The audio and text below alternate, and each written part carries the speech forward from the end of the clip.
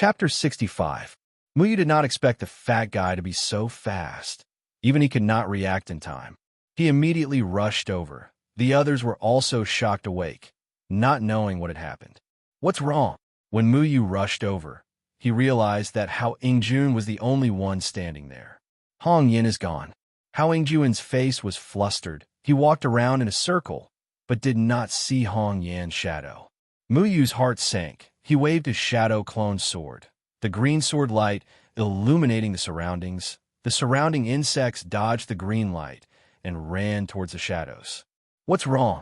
The others rushed over, only to realize that there was only Muyu and Hao Ingjun, but Hong Yan was gone. Save me. Hong Yan's voice came out from the forest, but it seemed that her mouth was covered, and very quickly there was no sound. So, Gu Etion's body had already disappeared. He chased towards the direction of the voice. Hao Ingjun followed behind. Shui, follow Muyu. I will be the last. Qingyin said. In the gloomy forest, he did not mess up. Shui-er's cultivation was the lowest amongst the rest. If they chased after the person in front, Shui would definitely be the last. If something happened to Shui, it would not be good. Muyu's body shuttled back and forth between the branches, the tip of his foot lightly, nimbly dodging the crisscrossing branches. He frowned. The strange qi was getting thicker. What was that qi? Where did it come from? Why was he the only one who could smell it? Muyu stomped his foot and stopped. What's going on? Qingyin and Shui stopped and asked. They're gone too. Muyu could no longer see Hao Ingjun and Gu Etion. He did not know where they went. The trees in the forest were too dense. If one was not careful, they would not be able to see the others. Muyu grabbed onto the trees tightly, and the trees within a 20 m radius immediately reported back to him. It's over. The two of them went in different directions. Muyu felt that something was amiss.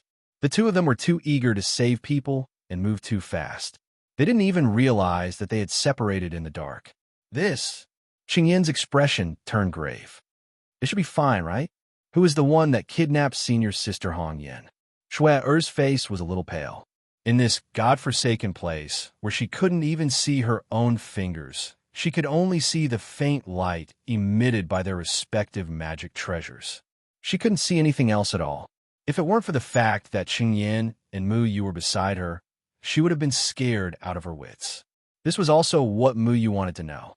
Who would kidnap Hong Yin, especially when she was so close to them? Hong Yin was at least at the first layer of foundation establishment, yet she did not even have the slightest ability to resist. Could it be? The two words Yuman appeared in their minds at the same time. They looked at each other, and finally Shui broke the silence. Should we send out a signal to inform the others? We're still not sure if it's Yuman. It's already so late. Let's not talk about whether or not anyone saw it. Even if they saw it, we can't take the risk of letting the others rush over. We also can't stay here and wait for the others to come over. We still have to find them. Qingyin shook his head.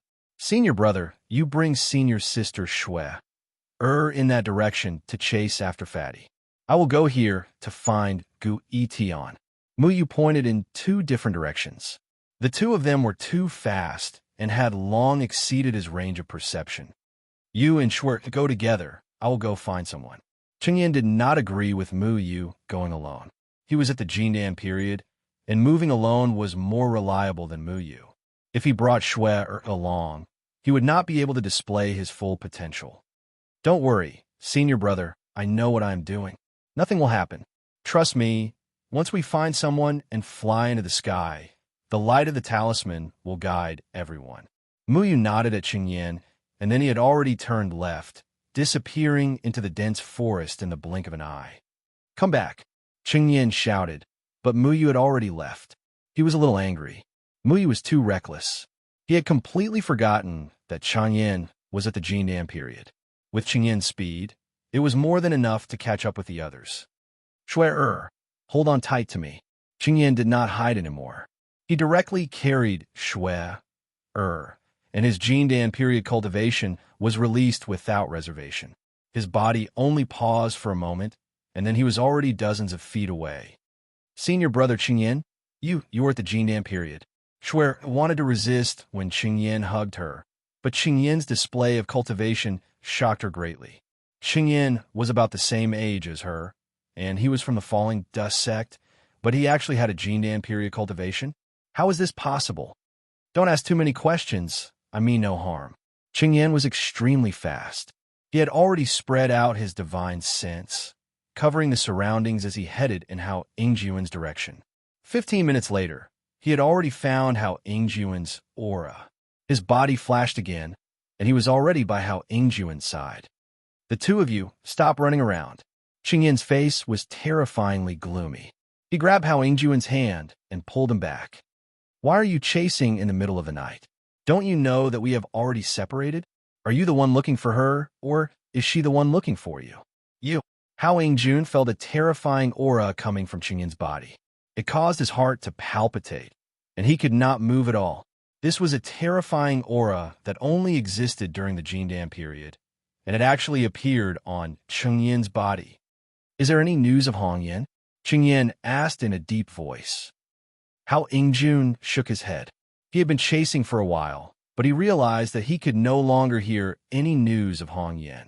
He could not even see Gu Etian's shadow. Protect your sister well. Fly into the air and wait there. Don't let the light of your treasure fade. Qingyin put Shui down. His words were still echoing in the air when he disappeared again. Senior brother, he really... Shui asked in disbelief. Hao Ingjun swallowed a mouthful of saliva and nodded.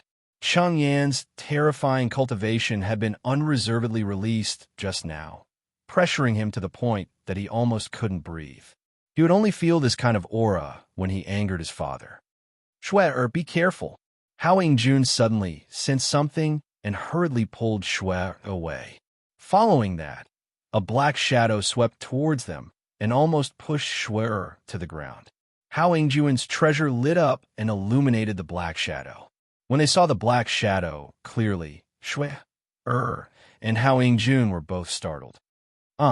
Shui let out a scream. She was frightened by the black shadow in front of her. On the other side of the forest, Muyu had already disappeared. He had already blended into the trees and was quickly shuttling back and forth. He could only use his wood control ability when moving alone. He had a question that he needed to solve himself. Regarding the increasingly dense and familiar aura, he could not figure out where it came from, but he felt that the aura definitely meant something to him. After blending into the trees, his perception of his surroundings increased by a lot. His movement speed was also very fast. He even found traces of Gu Etian, but he did not go to find Gu Etian. This was because Gu Etian's direction had already deviated and Hongyan was in another direction. At the moment, Muyu no longer knew where he was. He only felt that the trees around him were getting denser and denser. It did not affect him, but he was getting further and further away from the others. Save me. A weak cry for help came out. It was Hongyan's voice. At the moment, she seemed to be injured. Her voice was intermittent and weak. But the aura that Muyu smelled was coming from another direction. This aura did not belong to Hongyan. Muyu could only give up on tracking the aura. After determining the direction of the voice, he turned and walked towards Hongyan. The trees broke apart at this point. In front of him was an empty space. If he walked further, he would reach a small hill made of rocks. Muyu had no choice but to leave the trees and carefully walk out.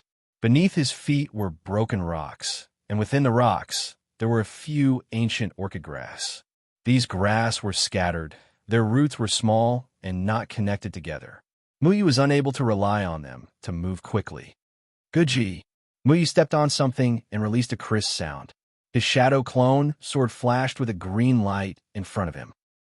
Borrowing the light, he lowered his head to take a look. It was actually a bone. Muyu was shocked. He did not know if the bone was from a human or an animal. It had been weathered for a long time and was crushed by him. He looked around him. There were many bones scattered all over the ground. It looked like the bones of some demonic beasts. There was also a strange skull with a sharp chin and a long nose. He did not know what kind of demonic beast it was. Save. Hongyan's voice came from the top of the hill. She could not even speak clearly. To prevent himself from stepping on something and alerting the enemy, Muyu stepped on his flying sword and flew up the hill. The hill was made of rocks.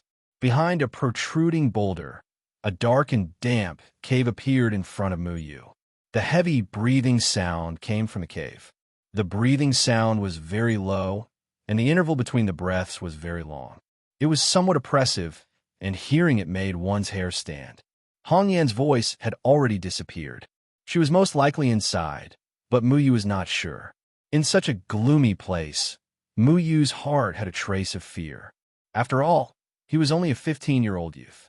He did not have much experience, but he could not ignore his companion inside. Muyu calmed himself down and slowly approached the cave. Step by step, he moved. Suddenly, his foot slipped, and he almost fell. Below his foot was a lump of wet, unknown substance. It was white and sticky. Muyu had stepped on it. It was very slippery. Muyu even smelled a fishy smell. He frowned and forced himself not to vomit. What exactly is this place? Muyu's heart was beating like a drum. When he raised his head, he could still see the crescent moon. He could also see a flock of birds flying out from the forest. When they flew past the crescent moon, they left behind a few unpleasant cries. He stepped into the 2-meter-tall cave. After entering the cave, he could no longer see the moonlight. There was only the light from his shadow clone sword. The visibility was too low. Drip! Muyu took a deep breath. He didn't know where the sound of water dripping came from, but it scared him quite a bit. The cave did not look like it was formed naturally. It looked like it was dug by an animal. There were many sharp claw marks. It was a ghastly sight, but it was already covered in moss. The fishy smell was getting thicker and thicker. He could see the disgusting mucus on the walls. Muyu's stomach churned. Fortunately, he did not eat much today. Otherwise, he would have vomited last night's meal. Jia, jia, jia. It sounded like something was laughing. It also sounded like something was whispering. Muyu's scalp went numb, but he still carefully walked forward. After walking a few more steps, the front suddenly became spacious. Muyu retracted his foot and fell down. He stepped on the flying sword in time. When he stabilized his body and saw the huge cave, he was stunned. The rotten smell assailed his nostrils. There was white mucus everywhere. There were many corpses of demonic beasts hanging in the air. They were wrapped in white threads. Some of them were missing half of their bodies, and some were still dripping blood. Muyu had seen some of these demonic beasts before. For example, the ferocious rank 2 demonic beast, the blue lion. This kind of powerful and vigorous demonic beast was an existence that ordinary Foundation establishment stage cultivators would not dare to provoke. At this moment, it was hanging in the air. The huge lion's head looked like it was torn in half. White brain matter mixed with blood stuck to its fur. It was nauseating. Hong Yan was also wrapped in white threads and hung in the air. Her eyes were tightly shut. Her face was pale and bloodless. It was unknown if she was dead or alive. Senior Sister Hong Yan? Muyu lightly called out. He then flew towards Hong Yan. However, he suddenly felt a cold wind behind him. Muyu's body quickly sank.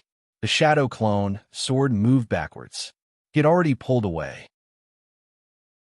Chapter 66. What Muyu saw was not a Yumon that was emitting flames or covered in treetops, but an ugly monster. This monster had human limbs and even human hands that were covered in a layer of fine hair. Its fingernails were long and black, but its head was not that of a human. Instead, it had a ghastly pale face with 8 eyes of different sizes.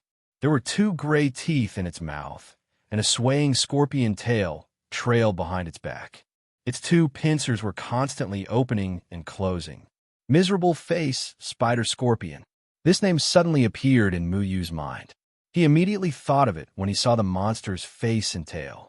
In the past, Master had told him about many special characteristics of rare demonic beasts, including the Miserable Face Spider Scorpion. This monster in front of them was undoubtedly the demonic beast that Master had mentioned. This type of demonic beast was extremely rare. It had the same characteristics of spiders and scorpions, but it was much more powerful than those 2 insects. It was very picky about its food. The male Miserable Face Spider Scorpion only liked to eat female prey, while the female Miserable Face Spider Scorpion only ate male prey. Human male I don't like. This monster could actually speak. The miserable face spider-scorpion should not have a human form. Its body should be that of a spider's and not human limbs. The miserable face spider-scorpion in front of them was clearly not a normal demonic beast. Furthermore, this strange, miserable face spider-scorpion could actually speak human language. This clearly exceeded the category of demonic beasts. "You're a demonic beast."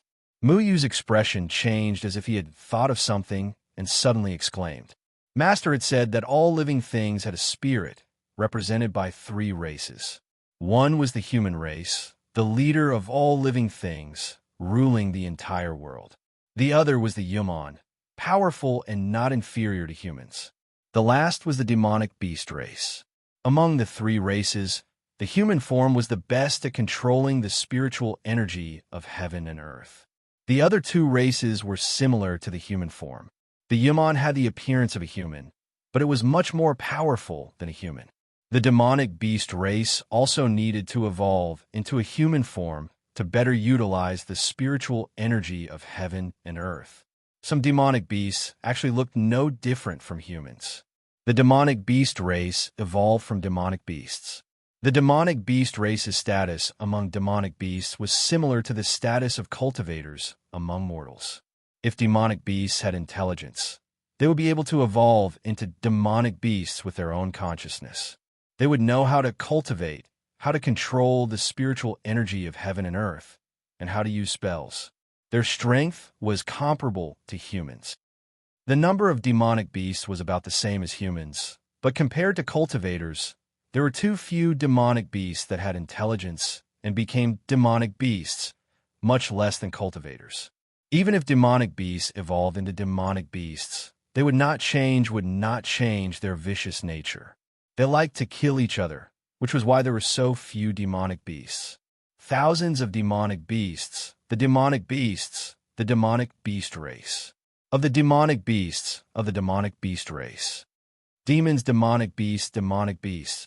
Demonic face, demonic beast. Of the demonic beast, of the demonic beast, of the demonic beast, demonic heavens, demonic beast. Yumon made a comeback. The demonic beast race was unable to recover after the war with the humans. Because of Yumon's actions, the demonic beast race was on the verge of extinction. They had no choice but to stand on the side of the humans and fight against Yumon with them. Therefore, the demonic beast race and the humans signed an agreement. The demonic beast race submitted to the humans and withdrew from the stage of history. They lived in seclusion in remote places. Without proper guidance, it was difficult for other demonic beasts to evolve into demonic beasts. Muyu had never seen a demonic beast race before. Most people in the cultivation world only knew of the evil Yumon and forgot about the existence of demonic beasts. He did not expect to see a demonic beast race like the wretched spider-scorpion in a place like Mount Fulon. The demonic beast race was not like Yumon, who would control the houses, crops, firewood, and so on. Therefore, they were not as scary as Yumon. However, they were demonic beasts and were much stronger than humans. Therefore, dealing with demonic beasts was a rather troublesome matter, and this wretched spider-scorpion in front of him still maintained its demonic form. It had only transformed its 4 limbs. Clearly, it had not fully evolved. "Human, you deserve to die." The wretched spider-scorpion exploded. As a demonic beast, its legs were more powerful and its speed was faster. Streams of white liquid shot out from its mouth, mixed with a fishy stench towards Muyu. F***CK. Can you be more hygienic? You'll be fined for spitting. Muyu quickly retreated to avoid that disgusting thing. That thing was still steaming and hissing when it landed on the ground. It was on a completely different level from what Muyu had just stepped on. When this white thing was spat out, it was corrosive and could corrode the flesh of any living creature. If one was not careful and was hit, one's body might be corroded. This was something Muyu knew very well. Quality. Muyu could not help but curse in his heart when he saw the demonic beast race spitting everywhere tirelessly without any intention of stopping. If it were a human, after spitting a few mouthfuls of spit, it would cool down for a long time before continuing. However, This demonic beast race was spitting endlessly without any signs of exhaustion. Ding! The wretched spider-scorpion had already pounced over. Its nails were its weapon, as hard as black iron and extremely sharp. It was not afraid at all as it interweaved with Mu Yu's shadow clone sword. Mu Yu kept dodging and had to pay attention to that incomparably fast scorpion tail. Being stung was not fun. Demonic beasts becoming demonic beasts did not depend on their cultivation, only their intelligence. It was just like how humans were able to cultivate and looked at their innate talent. Once their intelligence was activated, as long as they were not killed by other demonic beasts, they could begin to transform into humans. This process was very long, and during the transformation, their strength would be greatly reduced. If they were not careful, they would be eaten by their natural enemies. It was just like how humans who had just learned how to cultivate were not protected by their teachers. If they walked in the cultivation world and had a slight conflict with others, it would easily lead to a bloody incident. This demonic beast race was the same. To demonic beasts, the conditions for becoming a demonic beast race were even harsher. This wretched spider-scorpion's cultivation was not high. It was only at the second level, which was equivalent to a human's foundation establishment stage. The main reason was that its evolution was not complete. It felt like it had only evolved halfway, but it was not clear what the reason was. Even so, Mu Yu felt that dealing with this demonic beast race was more troublesome than dealing with other demonic beasts, because this fellow still had a tail and a mouth. Not only did it rely on its tyrannical demonic power, it also relied on its mental pollution to disgust the opponent. Mu Yu leapt high. A sword chi fiercely slashed at the wretched spider-scorpion's chest. But the wretched spider-scorpion's fur was only destroyed. Other than leaving a scar on its skin, it did not receive any substantial damage. Mu Yu's sword chi was unable to injure the demonic beast. He had underestimated the demonic beast race. Is the demonic beast race's skin very thick? Mu Yu dodged the fatal scorpion tail and spit. His body quickly descended and stood on a rock. Seeing the wretched spider-scorpion baring its fangs and brandishing its claws, and then looking at Hong Yin, who was entangled, his heart could not help but become nervous. How is Hong Yin doing? The wretched spider-scorpion pounced forward again. Mu Yu's sword chi weaved. The shadow clone sword in his hand split into two. Rushing forward, one shadow sword pierced towards the wretched spider-scorpion's eyes, and the other pierced towards its tail. But the wretched spider-scorpion's long fingers strangely changed, and in a moment, it firmly grabbed onto Mu Yu's two swords. It even exposed a sneer. You think I only have two swords? Mu Yu bellowed. Releasing his hand, he grabbed the third sword and pierced towards the wretched spider-scorpion's fangs. This fellow's mouth is not clean. It keeps spitting saliva. I need to treat its mouth. But a sudden change occurred. Mu Yu's third sword was suddenly stopped in midair. Just as he was suspicious, a heart-wrenching pain came from his waist. Unknowingly, the wretched spider-scorpion's body had already grown out two more arms, growing out from its ribs, the sharp claws piercing into Mu Yu's body. Mu Yu endured the pain, his dust fall steps becoming formless. His feet lightly tapped on the wretched spider-scorpion's tentacles, and then flew backwards, crashing into the stone wall and heavily falling onto the ground. I should have known. Spiders have 8 legs. Mu Yu struggled to stand up, looking at his wounds. There were 2 black blood holes on his waist. The wounds were already starting to turn black. The wretched spider-scorpion's tentacles were poisonous. Mu Yu, you better leave quickly. You can't defeat this monster. Hong Yin shouted from above. She looked like she had only fainted and was not injured, but the battle between Mu Yu and the wretched spider-scorpion had awoken her. The wretched spider-scorpion was a male. The prey it ate must be females, and it must be unharmed, and it was this habit that saved Hong Yan's life. Senior Sister Hong Yin, it's good that you're fine. Mu Yu endured the pain. He realized that his wounds were somewhat numb. The demonic beast poison was too strange. He had to think of a way to detoxify it. Plants. Mu Yu looked around. He needed plants. After fusing with the trees, his body and the trees were one. He could leave the poison in the plants. But this was a huge cave. The surroundings were messy and sharp rocks. Plants could not grow here. Mu Yu's hand touched moss, but there was too little moss. It was not enough. Human die.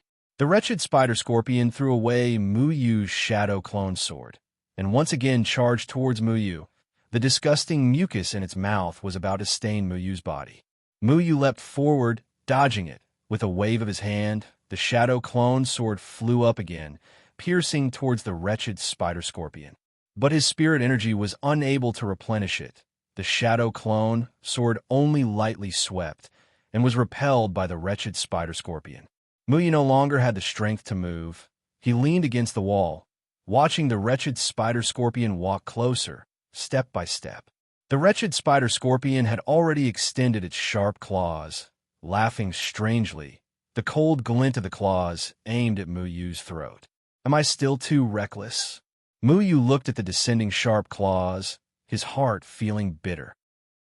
He thought that in this deep forest, there was nothing that could threaten him, so he did not listen to his senior brother, and came to save Hong Yin, but he did not expect that he would accidentally enter this cave. Without the support of plants, he was just an ordinary true cultivator disciple, just that he had a bit more talent than others, but in the end he was still a foundation establishment brat, and was careless. The wretched spider-scorpion's claws descended. Chi. Chapter 67. The miserable face spider-scorpion fell to the ground. Its body split into two. The purification erosion sword in Qing Yin's hand was dripping with blood. His face was terrifyingly gloomy. Mu Yu had never seen him with such an expression before. He had always been easygoing and had never been angry with anyone, but at that moment, he was truly angry. The miserable face spider-scorpion was unable to kill Mu Yu, and at the critical moment, Qing Yin had arrived and killed it. If not for Qing Yin's timely arrival, Mu Yu would have been dead. Senior brother, luckily you're here. Mu Yu wiped the sweat off his forehead and forced out a smile. Go, let's leave this place. Qing Yin's eyes flashed with anger. He did not say much, but looked at Mu Yu's wound and frowned. I'm sorry. Mu Yu lowered his head. It was his fault. He overestimated his own abilities, thinking that nothing would happen to him. He came alone to chase after the enemy, but he did not expect that he would almost lose his life. Qing Yin did not say anything. He supported Mu Yu up, brought Mu Yu up, took off Hong Yin, and left the disgusting cave. Junior brother Mu Yu, are you all right? It's all my fault, it's all my fault. Hong Yin anxiously looked at Mu Yu's pale face and could not help but blame herself. Mu Yu's current injuries were all caused by her. She did not expect that she would be kidnapped by a monster in the dark environment. She did not even know who attacked her. If it was anyone else, they would not be able to fight against a monster in the dark.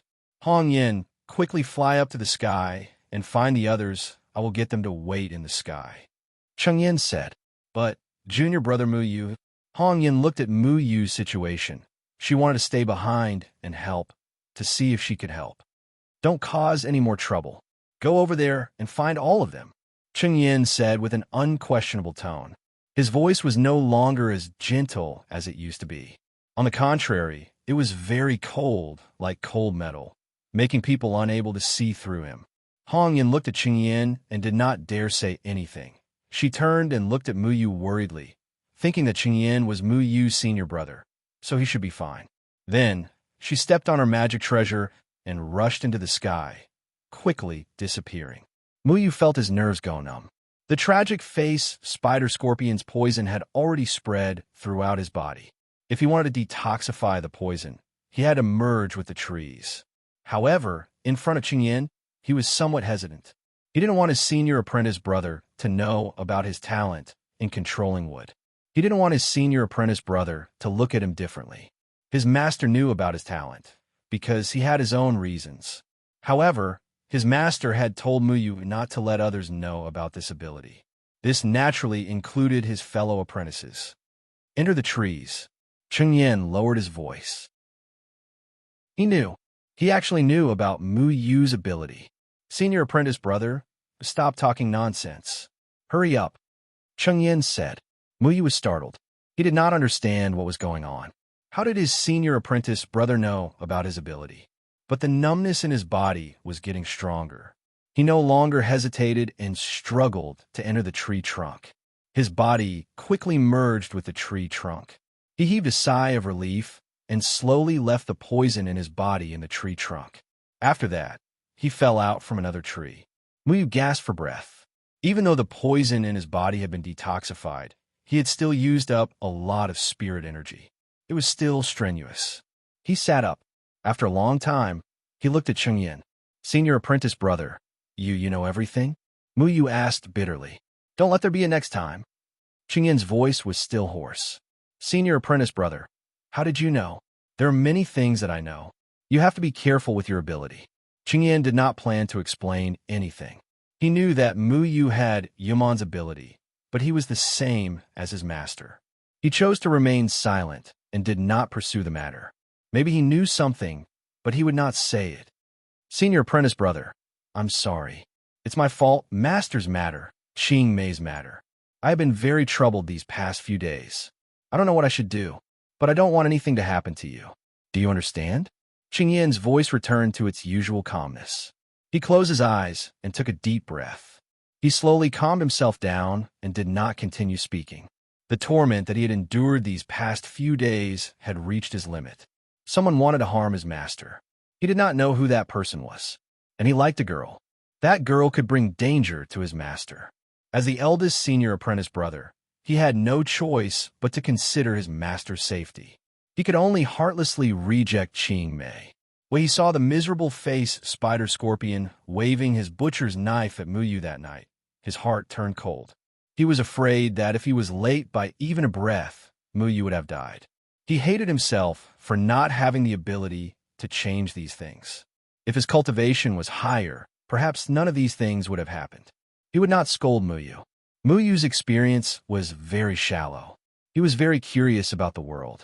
Even if he did something, it was only because of impulse. He was the eldest senior apprentice brother. He had to maintain his calm at all times. His anger was reserved for outsiders and not his own senior apprentice brothers. "Senior apprentice brother, I will not do this again." Muyu knew what Qingyan was thinking. He made Qingyan make a difficult choice between his master and Qing Mei. This already made Qingyan feel very uncomfortable. What he did at night had undoubtedly added more trouble for Qingyan. Qingyan had always taken care of his junior apprentice brothers and sisters. He never complained and liked to take on everything himself. He felt that as the eldest senior apprentice brother, he had the responsibility to do so. Muyu understood that sometimes he had to learn to take care of other people's feelings. This night was not peaceful. The people who were lost were all found by Qingyan one by one. They gathered in the air and landed in the forest, finding a relatively safe place. No one was in the mood to sleep.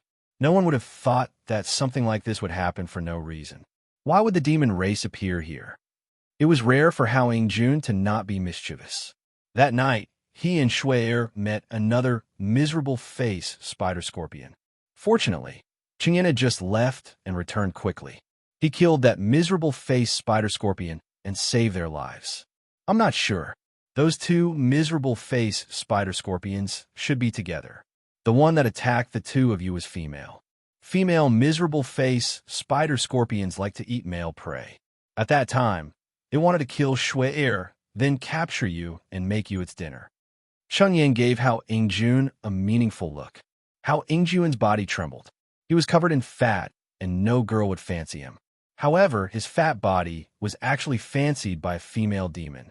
He did not know if he should be happy or sad. "Senior apprentice brother Qingyan, how do you know?" Shui asked curiously. Many cultivators only knew of Yamon's evil. They knew very little about the demon race. This was because the demon race had already disappeared 1,000 years ago. There were not many records left behind. Even the disciples of these large sects knew very little about them. The female miserable face spider scorpion only eats male prey, and the male only eats female prey. They will kill unrelated prey and capture them alive. Therefore, it is very easy to identify them. Qingyan threw the branch in his hand into the fire. The branch crackled in the fire. That night, everyone's danger was resolved by him alone. If it was not for him, everyone would be in a precarious situation and would definitely be in trouble. Gu Yiqian snorted. You know quite a lot. You even hid it from us for so long. Since you were a cultivator from the Jindan period, why didn't you say so? What are your intentions? Did I say that my cultivation was in the foundation establishment stage? Qingyan lightly replied. The others were stunned. Indeed, Qingyan had never mentioned his cultivation. In fact, because of his age, no one thought that Chengyan was a cultivator from the Jindan period. Adding on to the fact that Chengyan did not reveal himself and maintained his aura at the foundation establishment stage, no one suspected him. Senior apprentice brother, don't say any more. Tonight, if it was not for senior apprentice brother Qingyan, I would have lost my life. Hong Yin blamed Gu Yiqian for not understanding the situation. At this time, he was still so honest. Brother Qingyan's talent is probably not inferior to Bai Liang's. You apprentice brothers are really talents that have been buried. Hao Yingjun could not help but sigh. Who would have thought that the falling dust sect that used to be at the bottom would produce such a talented disciple? One was Mu Yu, who only cultivated for 2 years and defeated all the disciples of the major sections. The other was Qingyan, who stepped into the Jindan period at the age of 20. This kind of terrifying talent was one of a kind. Hao Yingjun even began to suspect that the falling dust sect that was always at the bottom was secretly accumulating power to revive the sect. Be careful and don't tell your father. Otherwise, he will slap you and tell you to stop joking around.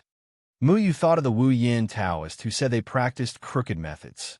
He wondered how he gave birth to a fatty like Hao Yingjun. He did not inherit the Wu Yin Taoist stubbornness at all and spoke with a glib tone. Hao Yingjun smiled awkwardly. There was no way he could hide this from the sect. He would definitely report it when he got back. However, he really did not know how to explain it to his father. His father had always said that the falling dust sect was a crooked sect. Even if he explained, he probably would not believe it. However, this was a matter for the future. There was no need to think too much about it for now. We came here to look for Yumon, but we accidentally found the Yao. Plus, the animals in this forest have strange habits. I just feel like something is wrong. If Yumon is here, then how can the Yao coexist with Yumon? Could it be that Yumon silently allows the Yao to exist? Hao Yingjun rubbed his chin. Although he looked sloppy on the outside, his mind was not simple. Otherwise, his father would not have let him bring his sister out. We only saw 2 demons. Perhaps these 2 demons were lucky enough to have gained sentience. However, have you considered that if Yumon and the Yao are here, then this is not normal? If Yumon interferes with the Yao, Mu Yu suddenly thought of a possibility. He and Chengyan looked at each other. Clearly, Chengyan knew what Mu Yu was thinking. If what you think is right, then doesn't that mean that Yumon and the Yao are planning to? Hao Yingjun was not stupid. He immediately thought of what Mu Yu was thinking. The others were not as quick-witted as the 3 of them. They did not understand what Yumon and the Yao's appearance meant. Shui kicked her brother and asked in confusion, "What are you 3 talking about? You'll get sores if you don't tell us half the story." Let's explain it this way. The Yao evolved from Yao. Just like us humans who cultivate to become immortals, we need the guidance of our seniors to enter the cultivation world. Yao want to become Yao, but they also need guidance to gain sentience. The Yao disappeared thousands of years ago. All these years, we've only been at war with Yumon. There are too few Yao, so they can't get involved. This means that without the guidance of the Yao themselves, it's very difficult for them to gain sentience. Mu Yu paused. He realized that the 3 of them still did not understand, so he continued. Yumon and the Yao are enemies. Yumon has always wanted to make a comeback and overthrow the humans, but he has never been a match for the humans. This time, they might be planning to work with the Yao to fight against the humans. However, the Yao are almost extinct. Yumon could be the Yao's guide, guiding suitable Yao to gain sentience and evolve into Yao. Perhaps Yumon found a way to control the Yao that they helped to gain sentience. That's why the Yao are coexisting with Yumon here. Simply put, we're guessing that Yumon is helping the Yao expand their power so that they can fight against the humans together, Qingyan said, hitting the nail on the head. This explanation was much more straightforward. Everyone immediately understood. Yumon is colluding with the Yao? That's a big deal. We have to quickly inform the sect. Shui exclaimed. We're not even sure if Yaman is here. Moreover, this is just a guess. Maybe those two, Yao, have nothing to do with Yaman. They just got lucky and gained sentience on their own.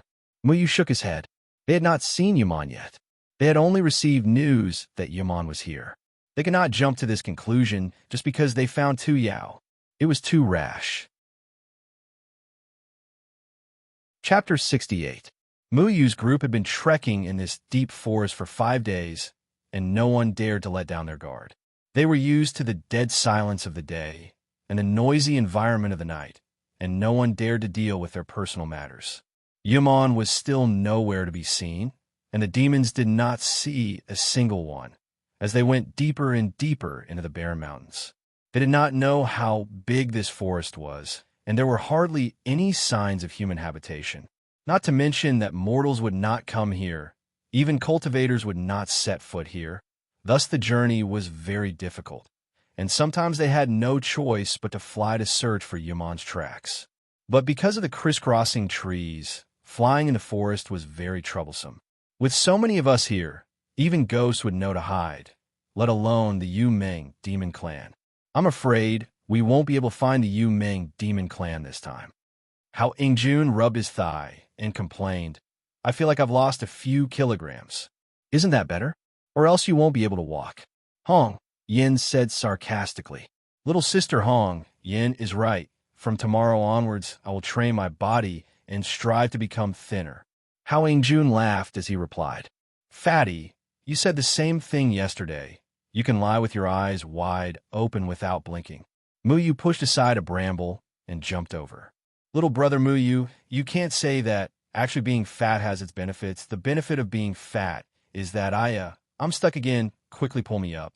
Hao Ingjun also wanted to jump over like Muyu, but the space between the two trees was too narrow and could not fit his body. He was unable to jump over and was stuck in the branches. The benefit is being stuck everywhere. Muyu pulled Hao Ingjun, but to no avail. Instead, Hong Yin directly kicked Hao Ingjun's but from behind and kicked him over. Kicking is love. Kicking is love.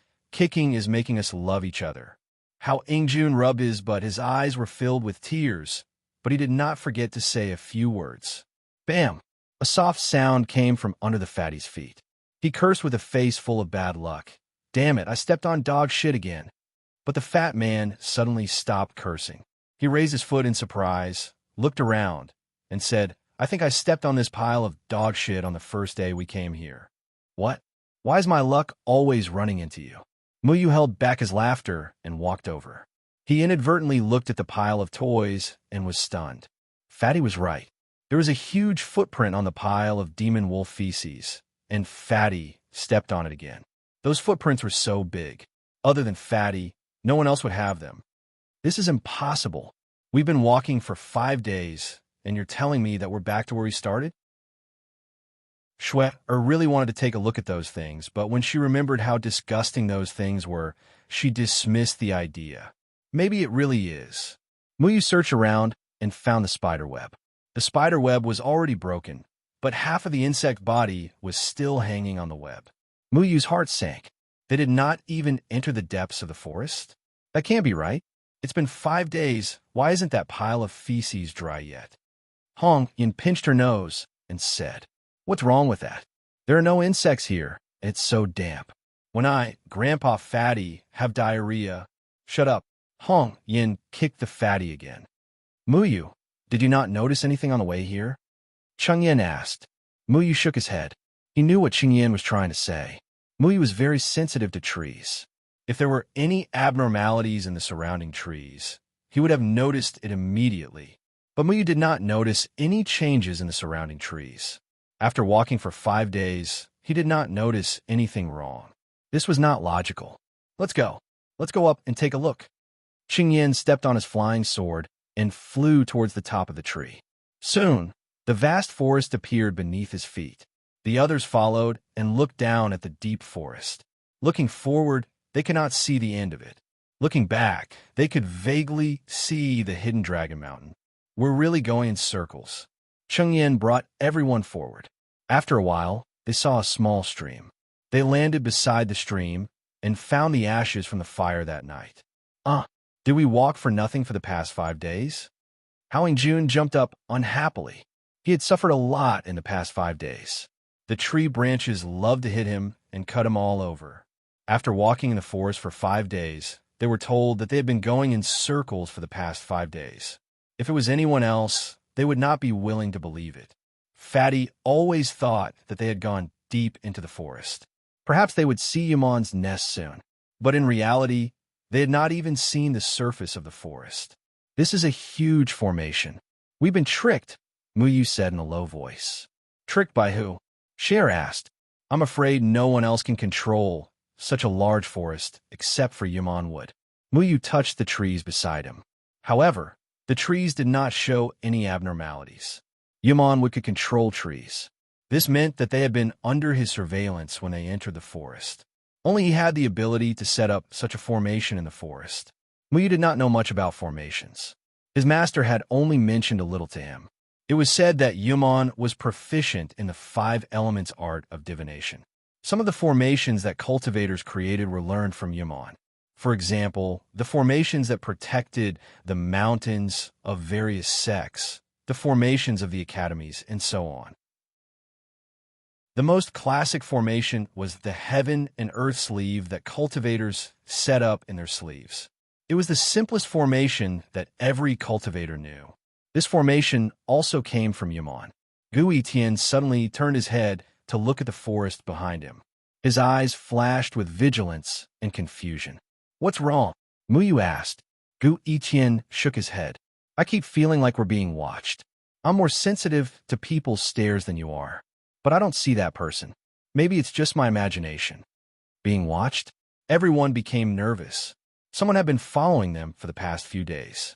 How could they not sense it? It was terrifying to think about. Everyone looked at each other.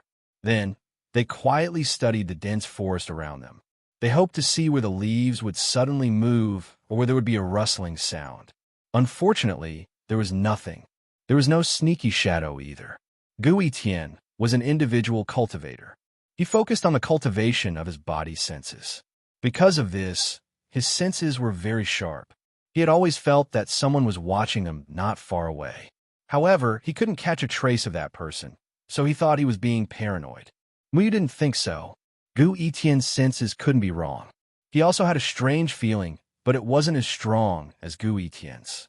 In fact, Muyu had felt that something was wrong the moment he stepped into the forest. However, he couldn't tell what was wrong. He didn't sense that he was being watched. However, a familiar aura filled the air as if it was calling out to him. However, he couldn't find the source. In other words, it's most likely that a certain Yaman is following us. Cheng Yin said, it's definitely a wooden Yaman. It's possible that a certain wooden Yaman secretly turned back our path. Muyu leaned against the tree. He still couldn't sense anything abnormal within a radius of 20 meters. That Mu-Yumming Devil Clan member might have been watching them from outside Muyu's perception range. After playing hide-and-seek with them for 5 days, was that Mu-Yumming Devil Clan member just trying to stop them from going any deeper? Does that mean there really are Yaman here? Cher covered her mouth. They hadn't dared to conclude that there was a Yaman here because they hadn't seen it with their own eyes. Everything was just speculation. Let's follow this stream and see. That way, we won't get lost. Cheng Yin flew above the stream and followed it upstream. The others hurriedly followed. They were here to find the Yaman. If they flew above the forest, they might not have to take a detour, but this also meant that they might miss the Yaman in the forest. The 6 of them didn't realize that when they were flying above the stream, a red signal flare appeared in the sky, far behind them. The sound of the signal flare was loud and lingered in the sky for a long time, but it didn't reach the ears of Muyu and the rest. Because the trees were too dense and tall, no one noticed the signal flare. The signal flare stayed for 15 minutes before it finally disappeared. They didn't know if the other groups saw the signal and went to help, but Muyu and the rest didn't see it. The 6 of them flew very quickly. Because there was nothing above the stream, it didn't affect their speed. They didn't know where the source of the stream was, but they followed the stream into the forest. After flying for about 2 hours, Cheng Yin suddenly stopped. What's wrong? Fatty asked curiously. Following Cheng Yin's gaze, They saw a pile of ashes beside the stream. The ashes were the traces of the fire a few days ago. Why is this stream so strange? Yin exclaimed. I have always been paying attention to the stream's direction. The stream has always flowed down from the front. We went against the flow, but in the end, we still came back. Yin's face congealed. The stream's direction had never changed, but they flew back. It was too strange. Water Yaman, Muyu said softly. It wasn't only the wood Yaman that caused them, there was also the water Yaman. He was afraid that even the earth Yaman was involved, but no one noticed it. What do we do? Should we fly into the sky and fly deeper into the forest, then land back down? Schwer suggested. That's useless. When we're searching in the forest, we will most likely be circled out again. Muyu shook his head. If they couldn't find the Yaman that was tailing them, then no matter how deep they went into the forest, they would still be circled out. Hao Jun, give me the Sinan. Yin remembered that the fatty had a guide that he carried with him. This guide could point to the south. It was a great invention of the humans. The Sinan will not work when it meets the gold Yaman. Hao Jun passed the Sinan to Yin. No, it will only affect the Sinan when a group of gold Yaman gathers. One or two of them won't affect it. My cultivation is the highest, so I will use my spirit energy to protect it. The Yaman will not be able to interfere. Yin said. Everyone's eyes lit up. This was a good idea. As long as they kept pointing to the south, they would be able to determine the correct direction. Even if the Yaman was in front controlling the path, they wouldn't have to worry. Yin flew into the sky and determined the general direction. He then landed. When we came here, we were in the southeast. If we want to go deeper, we need to go northwest. This is the south. That means... Yin turned around. That was the direction they came from. We have to go back? The fatty asked in shock. Yin nodded. We have been misled by the surrounding trees. I want to take a look. If we cross this stream, we will return to Mount Fulon. In fact, we have already unknowingly stood on the other side of the stream. However, we still don't think we have crossed the stream. Therefore, the correct path is the one everyone thinks we came from. Then how did this pile of ashes appear on the other side? Hao Jun still didn't understand. The ashes are caused by burning wood. The Yaman has a way to disguise this pile of wood, Yin explained. You're confusing me. Snow was a little confused because she had a poor sense of direction. Follow me. Chapter 69. Why do I feel like we're going back? Isn't this path supposed to be straight? Why are we going that way? Are we really going the right way? Along the way, the two girls who had no sense of direction kept asking questions in confusion. Actually, they were not the only ones. The others were also confused. They felt like they were going in a straight line, but as they walked, Yin told them to turn. Muyu explained on behalf of Yin, we need something to determine our direction when we walk. In this forest, we can only see trees, and these trees have many subtle differences. We thought we were going in a straight line, but in reality, we've already turned. As he walked, he touched the trees that they passed by. At first, he did not notice anything strange about the trees, but now, every time he walked past a tree, he would run his hand across the trunk. Yin was going the right direction. These trees seemed to be able to move silently, and they would mysteriously lead them astray. If not for Sinan, they would have circled back to where they started. Yaman was proficient in the 5 elements formation and the art of divination. When humans entered their main battlefield, it was too difficult to walk out on foot. The only way was to fly, and flying meant that they would not be able to find Yaman's trail in this forest. It was no wonder that Yaman had fought with humans for so long, and they were never truly wiped out. On their battlefield, it was very difficult for humans to completely wipe them out. Wait a minute, I smell death. Muyu suddenly stopped. He sniffed, and an ominous premonition surged in his heart. It was a very strange feeling, and he could not even describe it. He would have this feeling whenever a demon or a human died, but it was not as strong as before. What do you mean by dead and alive? What nonsense are you talking about? Everyone stopped and stared at him strangely. No one knew what Muyu meant by the death aura. Muyu did not know either. He only knew that the living had vitality, and the so-called death would wrap around the dead. This kind of aura could not be explained by smell. It was a sensitivity to life. Something must have happened around here. This way. Muyu walked to the right and crossed over a pit. He pushed aside the branches blocking the way and went around a few large trees. A large locust tree appeared in front of them. This large locust tree had luxuriant branches and leaves. It covered the sky and covered the sun, shrouding the surroundings in a somewhat gloomy manner. Only the mottled sunlight sprinkled on the ground, making it seem dusky. The branches of the locust tree were very thick, which was different from the ones they usually saw. It would probably take 10 people holding hands to hug it. No one had ever seen such a thick locust tree, including Muyu, who was most familiar with plants. What a strong smell of blood. Gu Tian's eyes flashed with a strange light. The smell of blood. Hearing these 3 words, the others immediately became cautious. Everyone hurriedly looked around, but they didn't see any bloodstains. There weren't even any signs of a fight. Why can't I smell anything? Hong Yin took a deep breath, but did not smell any blood. You haven't experienced much killing, nor have you seen true slaughter. You won't understand the smell of blood. Gu Tian slowly approached the gigantic locust tree and stared at it. The smell of blood was coming from this tree. Muyu was standing in front of the big tree at this moment. His hands slowly touched the big pagoda tree. Just as his consciousness sank into the big pagoda tree, his face suddenly changed. He quickly let go of his hand and looked at the big pagoda tree in horror. What's wrong? Hao Yingjun asked curiously. From his point of view, other than the big locust tree's tall appearance and thick branches, there was nothing else worth paying attention to. He could not smell the smell of blood that Gu Tian had mentioned. No, nothing. How could it be nothing? Muyu's breathing became hurried. The moment his palm touched the locust tree, he saw a scene that frightened him. No matter who it was, without any warning, seeing what Muyu saw, they would be scared out of their wits. There was a person inside the tree, a dead man. It was a cultivator. Muyu had seen him before because he was one of the 40 people that came here.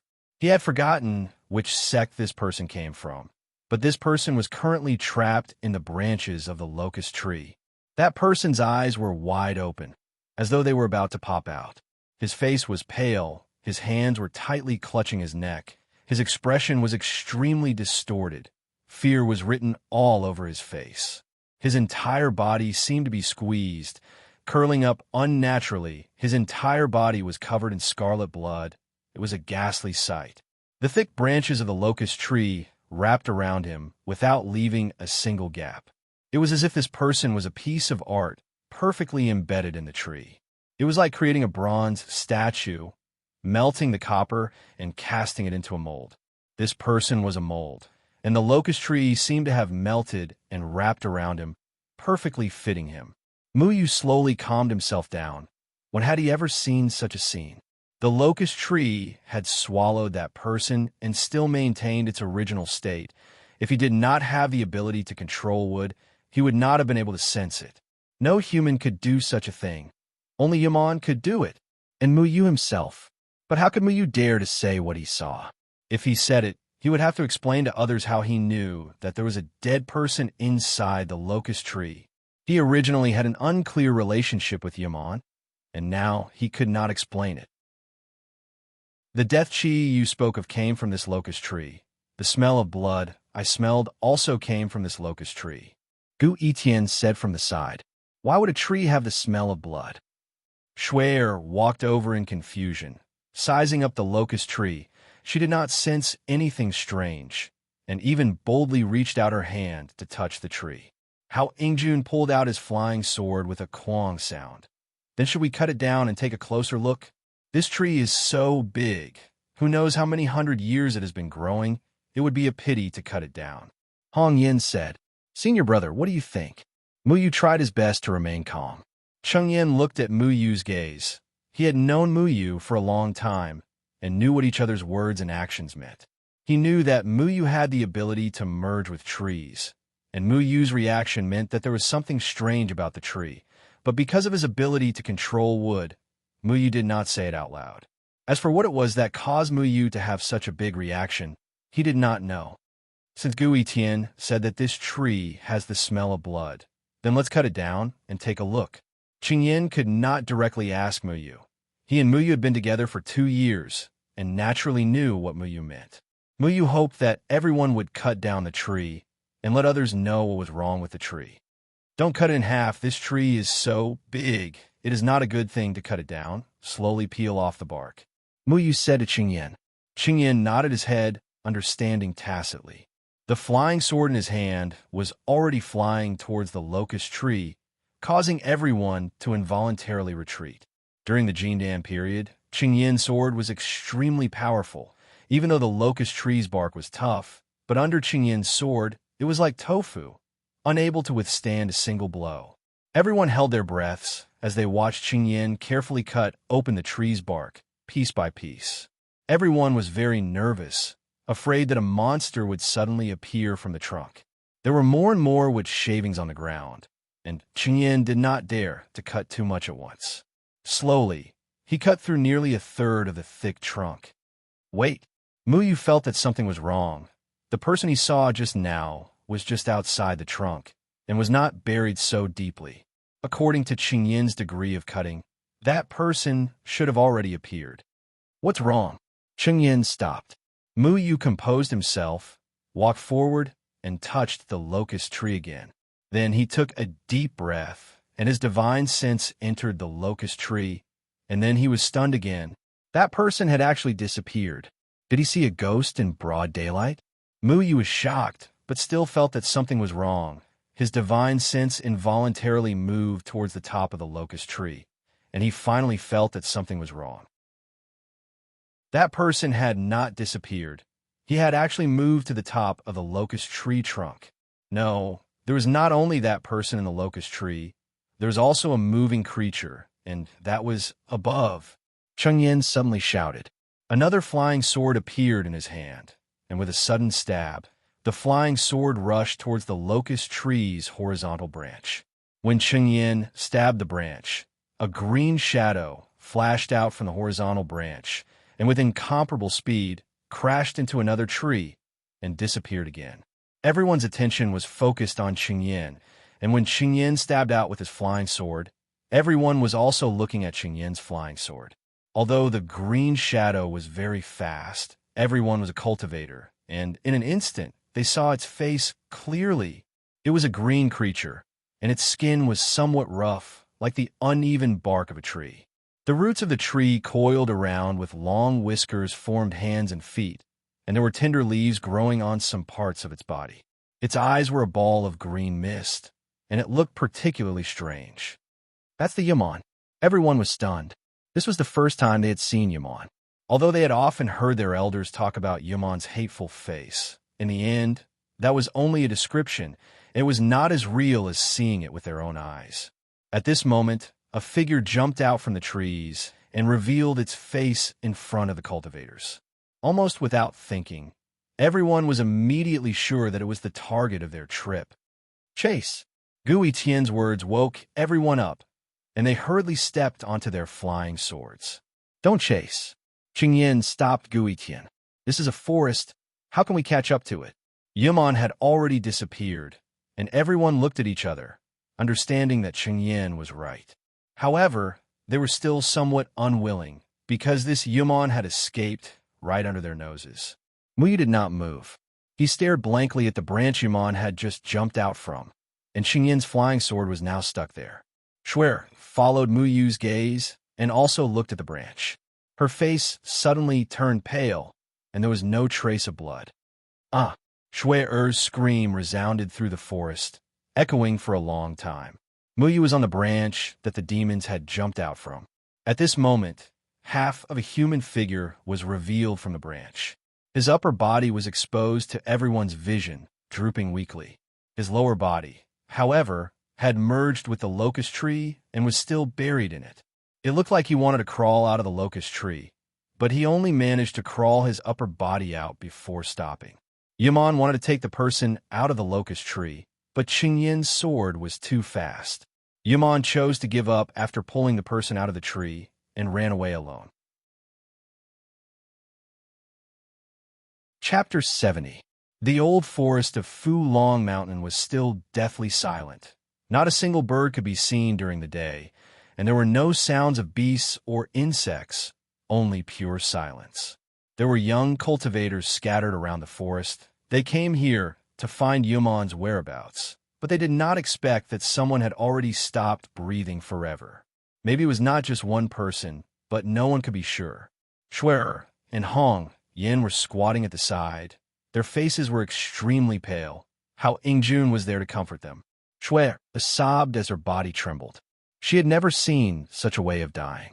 That person's eyes were ghastly, as if he wanted to take her life. His eyes were filled with a strong desire to live. That kind of miserable scene lingered in her mind. Qingyan had already dug out the person from the locust tree and laid him flat on the ground. This feeling was very strange. If a person was buried in the ground, no one would be surprised, but to be buried in a tree, this feeling was very strange. The person's body was curled up. His four limbs were hanging down unnaturally. All the joints were broken. It was as if he had experienced great pain before he died. Muyu used his sword to pick off the wood shavings on his body.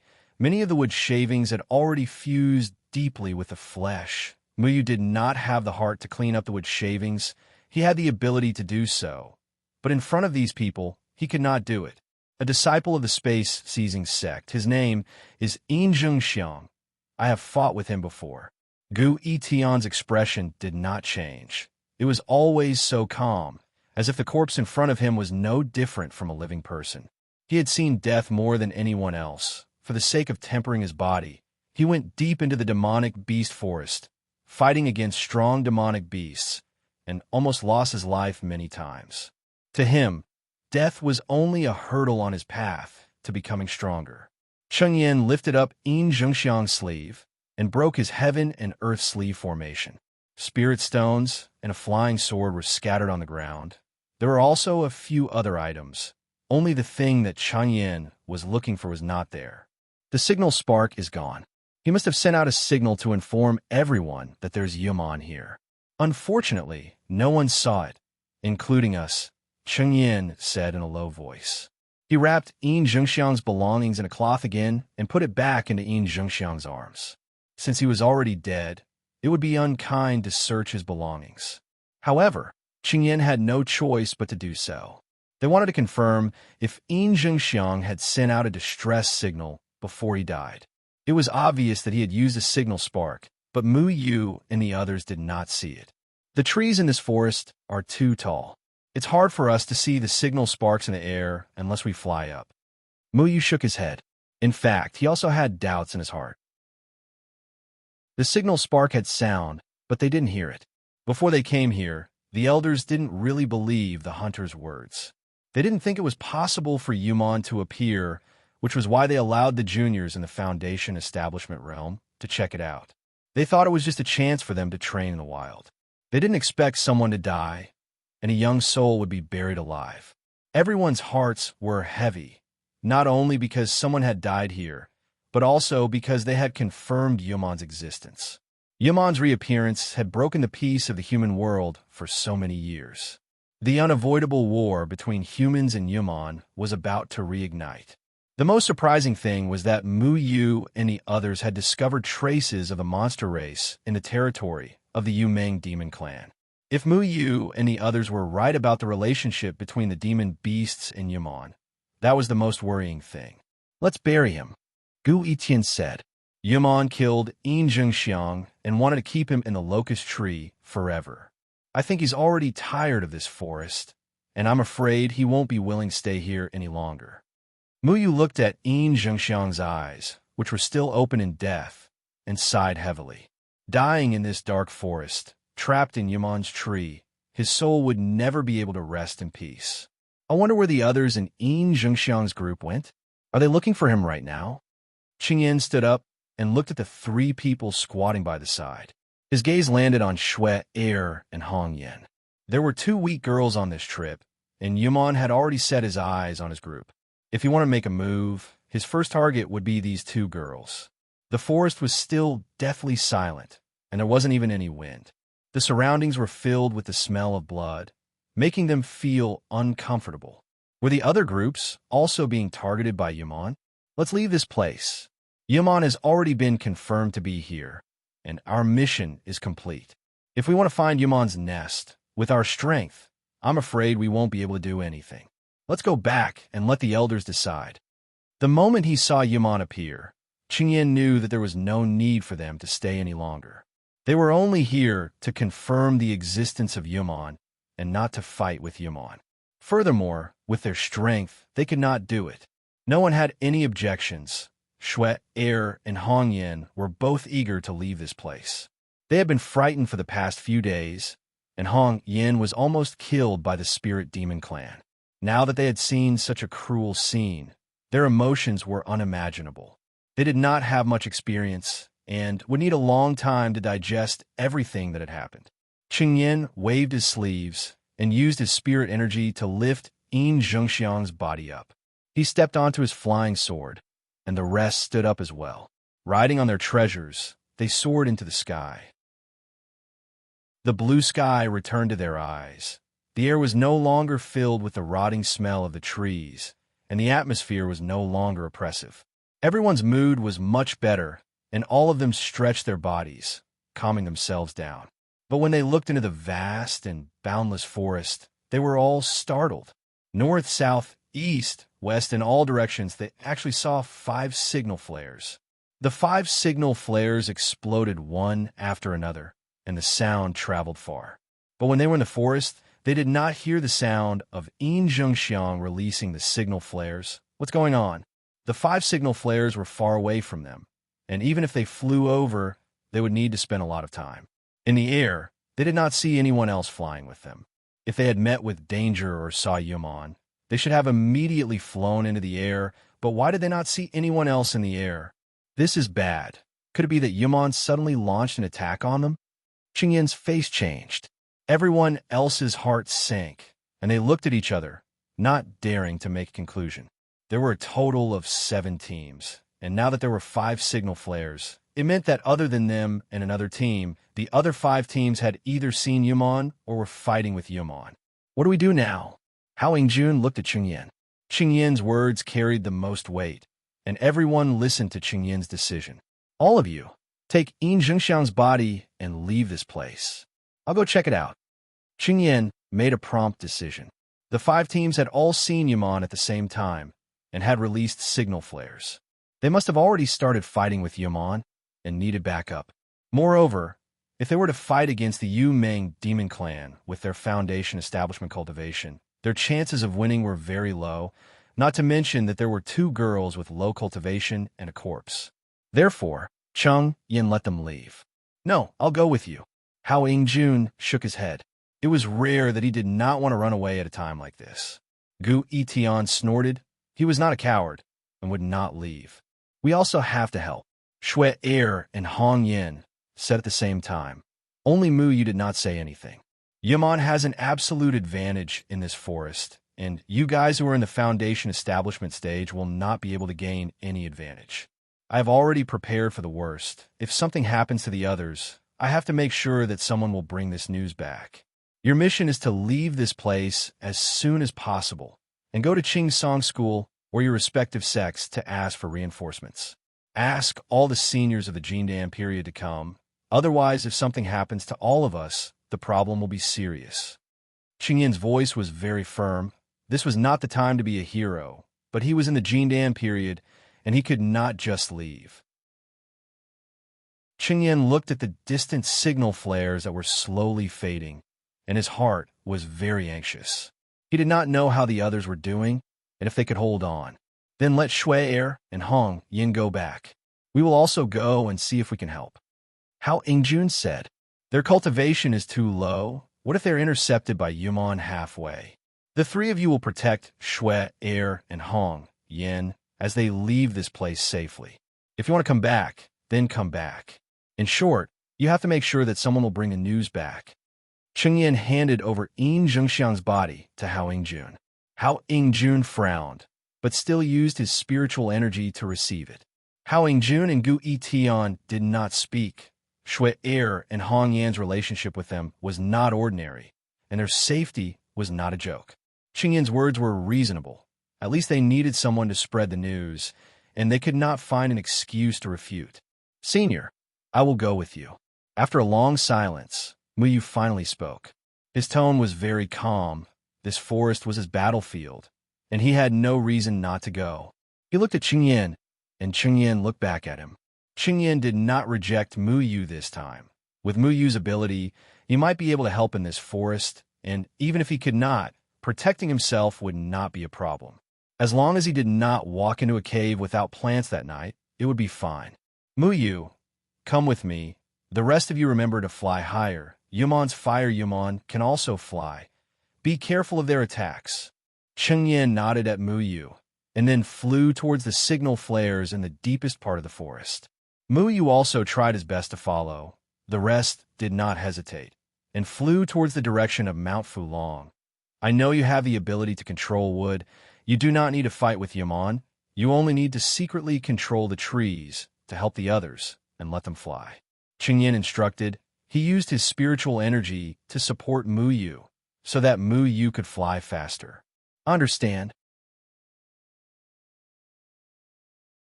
Chapter 71. Senior brother, what should we do? We can't escape. A young man was flying through the forest in a panic. His face was pale and filled with fear. He couldn't help but look behind him. Between the crisscrossing branches, he could vaguely see a few shadows jumping about. This young man was Si Anming from the Celestial Sect. Beside him was his senior brother, Zhao Yinyang. Both of them were wounded and their breaths were disordered. Don't panic. We must hold on until the others arrive. Zhao Yunyang comforted him. In fact, he was desperate. The signal flare given by the Qingsong school was useless in this forest. Everyone was in the woods. When they looked up, they would see the leaves covering the sky. Who could see them? Si Aming was about to cry. He was so young. This time, he followed his senior brother to see the world. They didn't believe that there was a Yumon in this forest. They came here to relax. Even if there was danger, there were so many powerful companions. Even if Yumon appeared, they couldn't do anything to them. However, things didn't go as they wished. They were attacked, and the others in their team were trapped and missing. Human die. A gloomy shadow rushed out from the front. The shadow had 4 limbs and sharp claws, but it had a pair of black wings on its back. There were also barbs on the feathers of the wings. On top of its body was the head of a tiger, and its mouth was filled with sharp teeth that shone with cold light. It was not a Yumon, but a winged tiger, a demon. Senior brother, be careful, Si Aming cried in horror. A sharp blade popped out of the winged tiger's hands. With a flash of cold light, it was aimed at Zhao Yunyang's heart. Zhao Yunyang had just turned his head when he was met with the ferocious eyes of a tiger. He felt a pain in his chest and felt that the blood in his body seemed to have stopped flowing. Then, his consciousness gradually dissipated. He only felt that blood was gushing out from his chest. His limbs were bent and his head was tilted down. He had stopped breathing. Senior brother. Si Aming was stunned. Zhao Yunyang, who had been perfectly fine a moment ago, had his body pierced by the sharp claws of the winged-toothed tiger. Zhao Yunyang's entire body was hanging from its arm. The winged-toothed tiger was still holding Zhao Yunyang's beating heart. The winged tiger slowly withdrew its sharp claws. Zhao Yunyang's body fell down like a puppet and was stuck between the branches. His eyes were wide open. He had never thought that such a thing would happen. The heart is delicious. The winged-toothed tiger swallowed its beating heart. Blood flowed out from between its teeth and dyed its fur red. The fresh blood filled its eyes with fanaticism. It flicked its sharp blade again and leaped towards Si Aming. Was he going to die? Si Aming closed his eyes. He didn't want to run anymore. These demons were all stronger than him, and there were a lot of them. It was impossible for him to get out. It's good that he's dead. He won't have to run away in fear anymore. He didn't feel anything at all. Was this death? Si Aming sighed. It turned out that death was such an easy thing. Without feeling any pain, the world fell into darkness. But why were the wounds on his body still aching faintly? Fly away from this place on your sword. A voice woke Si Aming up. He stared blankly for a moment before opening his eyes. He saw a person who was about the same age as him. but looked so mature and steady. He remembered seeing this person before, but he didn't know which sect he came from. He also didn't know who his name was. You are? Eming stared blankly at this person. He didn't die. He really didn't die. Someone came to save him. Qingyan's gaze passed him and looked at the forest behind Eming. There were still countless waves of spiritual energy spreading out. There were still people going through a bitter struggle there. He didn't have time to answer Eming's question. His figure turned and disappeared. The wing-toothed tiger's body was split in half and hung on the treetops. It didn't understand why it died so mysteriously. It didn't even know who attacked it. Quickly fly up. A youth appeared in front of Eming. He recognized this youth.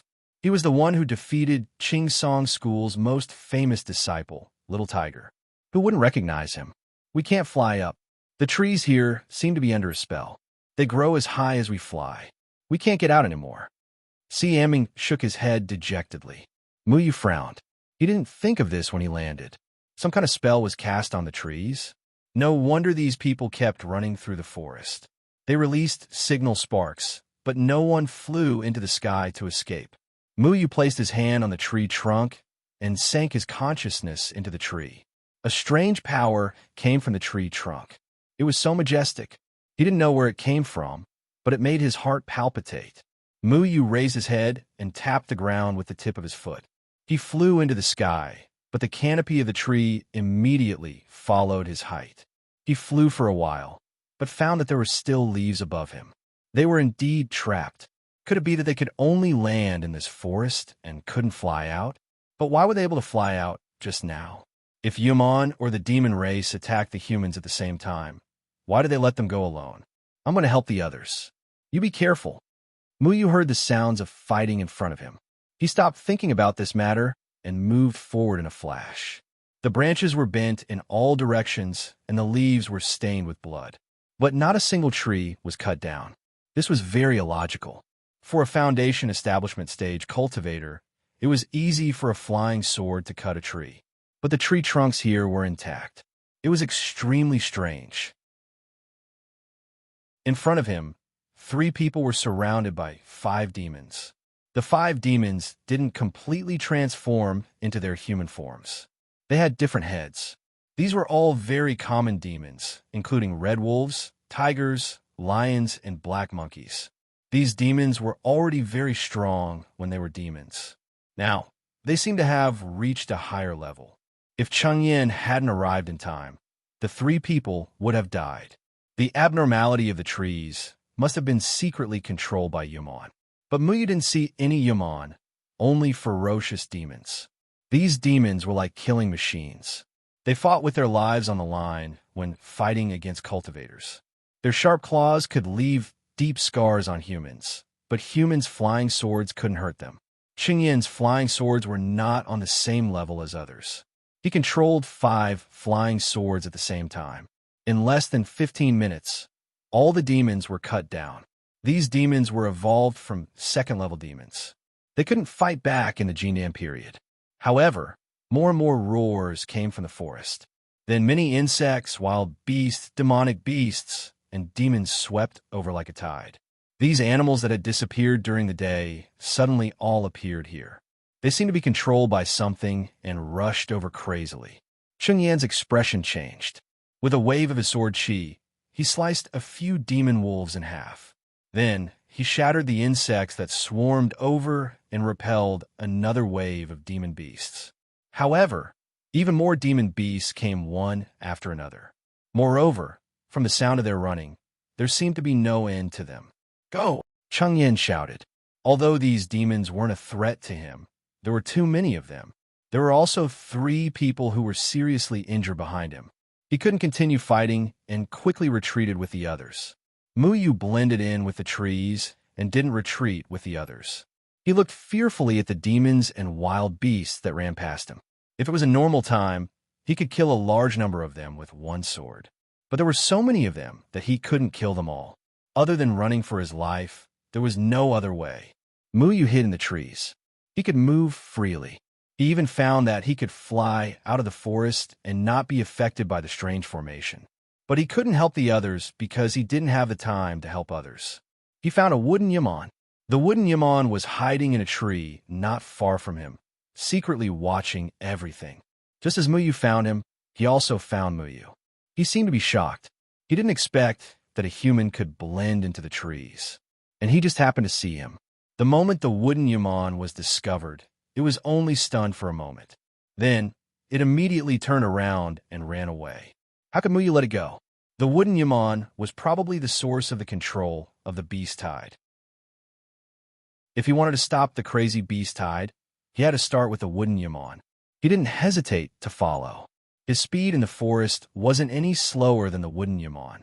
When Muyu blended into the trees, his body became a part of the tree. So when the leaves of two trees came into contact with each other, he could quickly move to the other tree. In the trees, he could clearly see the situation around him. The yaman moved in the same way. This was also the reason why the others couldn't see the yaman. Muyu chased after the yaman for almost 2 hours. The wooden yaman realized that it couldn't escape after being locked on by Muyu. It simply stopped running. It left the tree and stood on the treetops. Muyu also came out and looked at the green yaman. You're not a yaman. You're a human. This was the first time Muyu heard the yaman speak. It was quite novel. The yaman's voice was full of vitality and vitality. It was as if it brought hope. It didn't match its strange appearance at all. Muyu looked around. He was still surrounded by lush trees. He didn't know where he was. He had chased after the yaman for so long. He was probably very far away from the others. You're not a human. You're a yaman. The yaman spoke again. Its words were contradictory. It was likely that even it wasn't sure. What are you? The yaman asked curiously. Why do you care what I am? Let me ask you. Are you the one who controlled the beast tide? Muyu couldn't answer the yaman's question. He didn't know what he was either. He had the appearance of a human and the power of a yaman. He could even control the spiritual energy of heaven and earth that a yaman couldn't. Who could explain this? Humans shouldn't be here. The yaman's eyes were covered in a layer of green mist. It floated slowly and looked very strange. Yaman shouldn't be here either. Muyu replied, This is our territory. Why not? The yaman looked at Muyu from head to toe. It was trying to figure out something from Muyu. Muyu didn't know how to refute the yaman's words. Humans had destroyed the yaman, but they still kept the fire alive. They were secretly resting here. As for whether the yaman should be destroyed, Muyu didn't understand. He didn't want the humans and yaman to continue fighting. Undo the formation in this forest, and we'll leave immediately. Muyu said, No one can leave here, including you. The corner of Muyu Ming's mouth curled into a smile. He waved his hands, and the trees around Muyu began to grow rapidly. Tendrils shot out and wrapped around Muyu. Chapter 72. The tree next to him seemed to come alive. Its branches whizzed over. Muyu lowered his head and merged with the tree. The two trees next to him were motionless. Muyu took over the control of these two trees. Unlike the yaman, Muyu had to be in contact with the trees in order to control them. However, the yaman had a natural connection with the trees, so it didn't seem like it needed to touch them to control them. The disorderly branches violently streaked through the air, emitting explosive sounds. Muyu controlled the two trees beside him to block the branches that whipped towards him. At the same time, he attacked the yaman. Using the branches to whip me around, it's like playing house. How boring. Muyu charged towards the yaman. The shadow clone sword in his hand was nimble and flexible, aiming straight for the yaman's heart. The yaman jumped high into the air and pulled away from Muyu. Its hands moved continuously as sharp branches extended from its arms and collided with Muyu's flying sword. A loud explosion sounded as violent spiritual energy shot out in all directions. The two of them were forced to retreat. The yaman's arms were so tough that Muyu couldn't even scratch its skin. It was truly terrifying. Muyu didn't stop. His footsteps were light as he charged forward once again. The sword in his hand surged as he charged forward. Muyu shouted softly. Suddenly, green branches and leaves bloomed from his body. Then, those branches and leaves all fell off and scattered in all directions. Then, like darts, they shot towards Muyu from all directions. Muyu was shocked. If this hit him, he would definitely turn into a porcupine. Falling shadow vanishing. The 8th move of the Luo Chun's sword technique, falling shadow vanishing. 10,000 shadows converged into one, leaving no shadow behind. The dense leaves filled the sky as they whistled through the air. Muyu's shadow clone sword had already split into two and was evolving the sword technique. The speed at which the two swords transformed became faster and faster, forming thousands of sword shadows. They erupted from Muyu's body and collided with the leaves. Whistling sounds rang out unceasingly as the leaves were pierced through and shattered. Without any offensive power, the leaves fell from the sky like dust. The powdery leaves were like a hazy fog. For a moment, Muyu was surrounded by the leaves.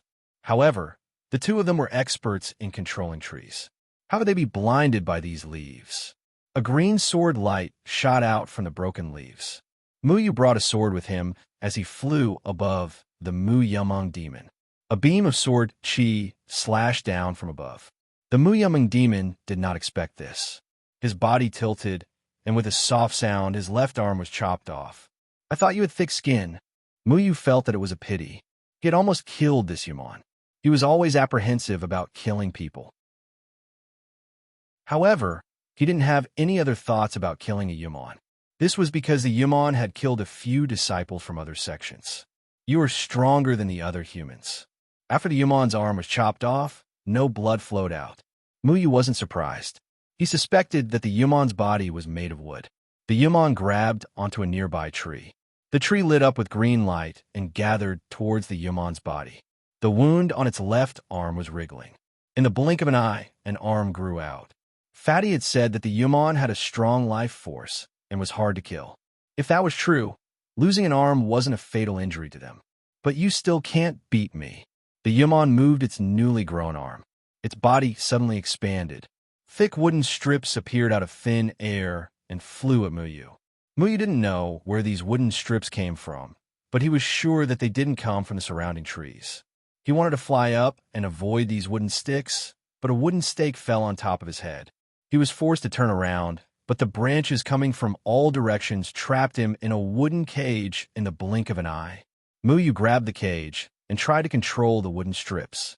However, a repulsive force bounced him away. He was shocked to find that he couldn't control the wooden strips. He quickly swung his shadow clone sword, but when the shadow clone sword slashed at the wooden strips, there was only a dull thud. The wooden strips were unharmed.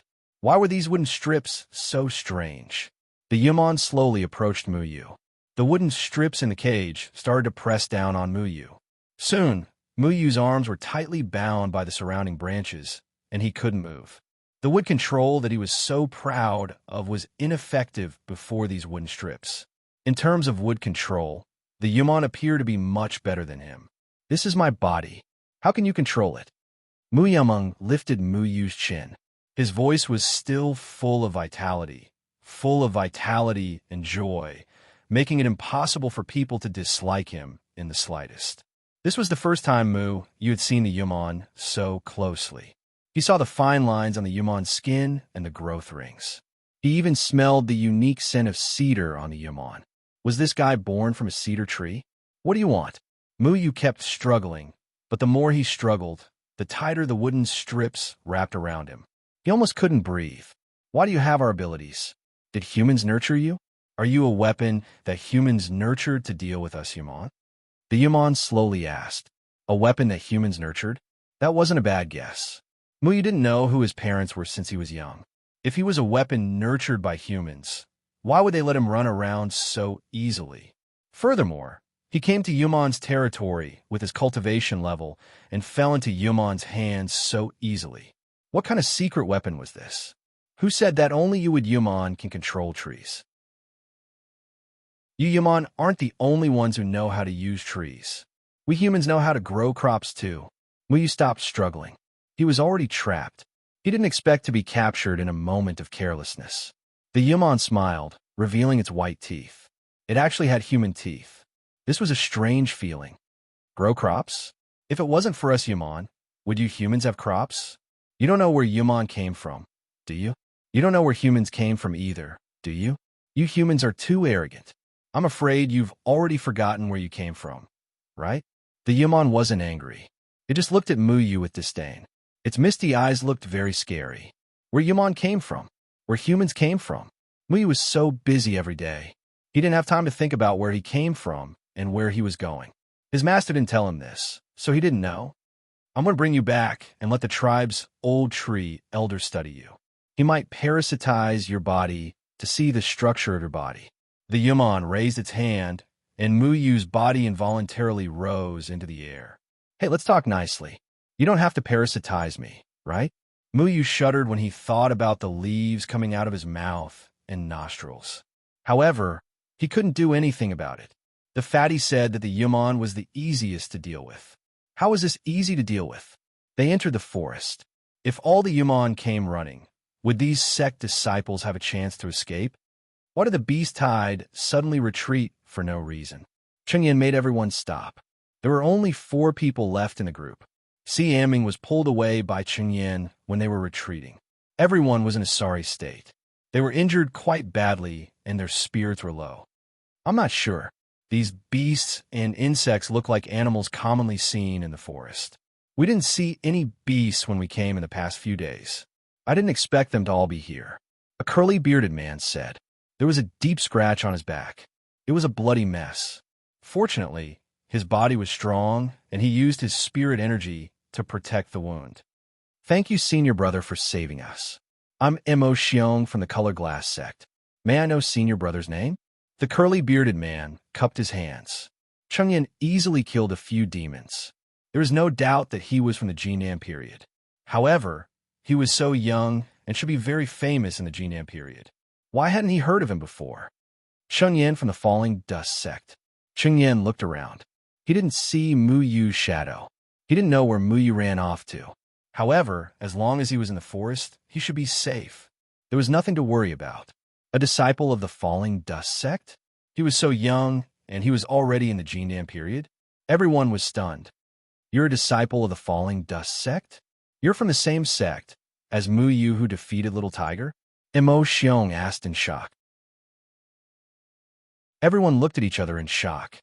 A 15-year-old who reached the foundation establishment stage was already very heaven-defying in their eyes. However, the Falling Dust sect actually had a disciple who reached the Jinan period at the age of 20. Even Bai Liang didn't have this kind of talent in the entire cultivation world.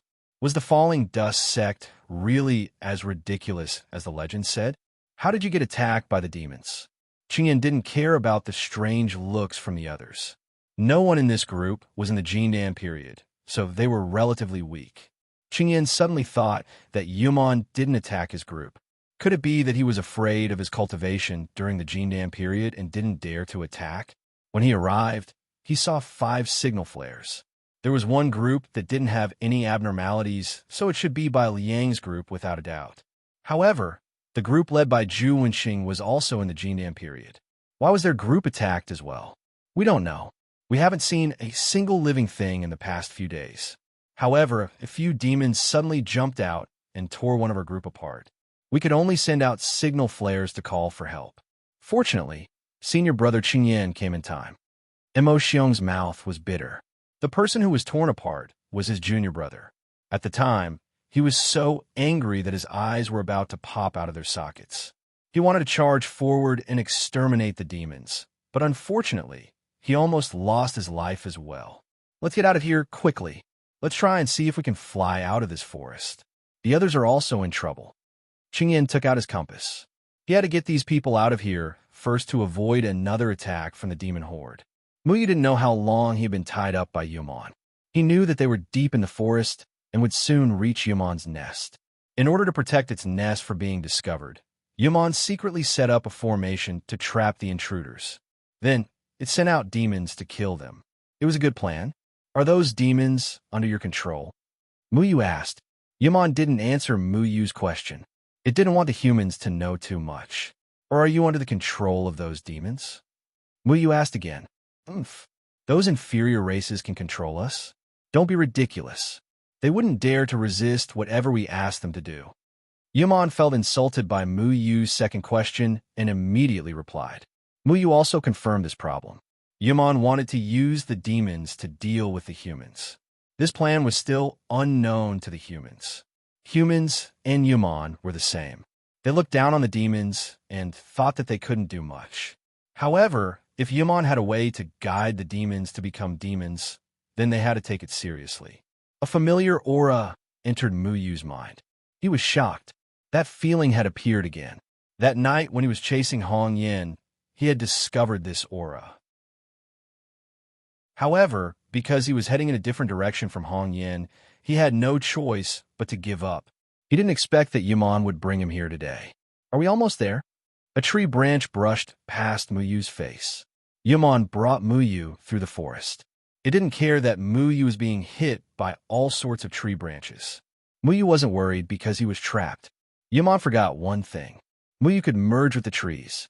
When the tree branches brushed past his face, he would have used the branches to escape if he wanted to. However, he decided to take the risk and enter Yaman's nest. Once he found the nest, he would escape.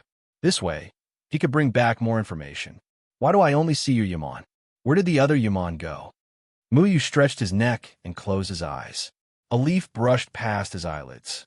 The surrounding trees were no different from usual. However, he didn't see any other animals. He didn't know where they went. They might have gone to chase after Qingyan.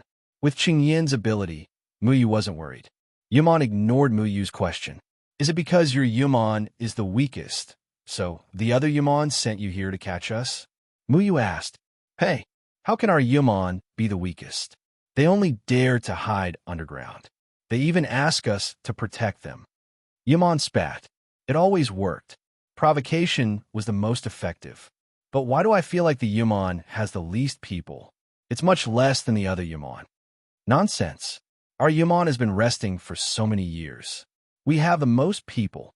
The nearby Golden Yaman doesn't even have 1,000, but we have nearly 10,000. The number of Yaman had reached 10,000. It was considered small compared to humans, but compared to the number of cultivators, it was a lot, not to mention the Yaman of other attributes. If there was a war with humans, the mortals wouldn't be able to help. Even the Foundation establishment stage, cultivators wouldn't be able to fight against the Yaman. The only ones who could really fight against the Yaman were the Jinnam period. However, even if there were 20 sects in the Jinnam period, there would only be over 100 humans. Therefore, the humans in the Moyen Mountain range were basically at a disadvantage. This Yaman didn't have a high IQ. Muyu was able to get some important information out of it with just a few words. Muyu wondered if he should run away now and bring this information back. He stopped talking because the aura was getting stronger. What gave him a headache was that the branches around him suddenly disappeared and they came to an open space. Chapter 73. Muyu had just landed on the ground, and before she could even stabilize herself, she saw a few other Yumeng devil race cultivators surrounding her with hostility in their eyes. Shan, why did you bring a human back? Humans are not allowed to come here. A Yuman questioned. He reached out his arm and pointed a sharp vine at Muyu's neck. This human has our powers. He can also control trees. I suspect that he is a secret weapon of the humans. He is specifically used to deal with us, so I want Old Tree Leader to confirm it. We can kill him afterward, the Yuman named Shan said. Muyu realized that the Yuman looked different from Yuman.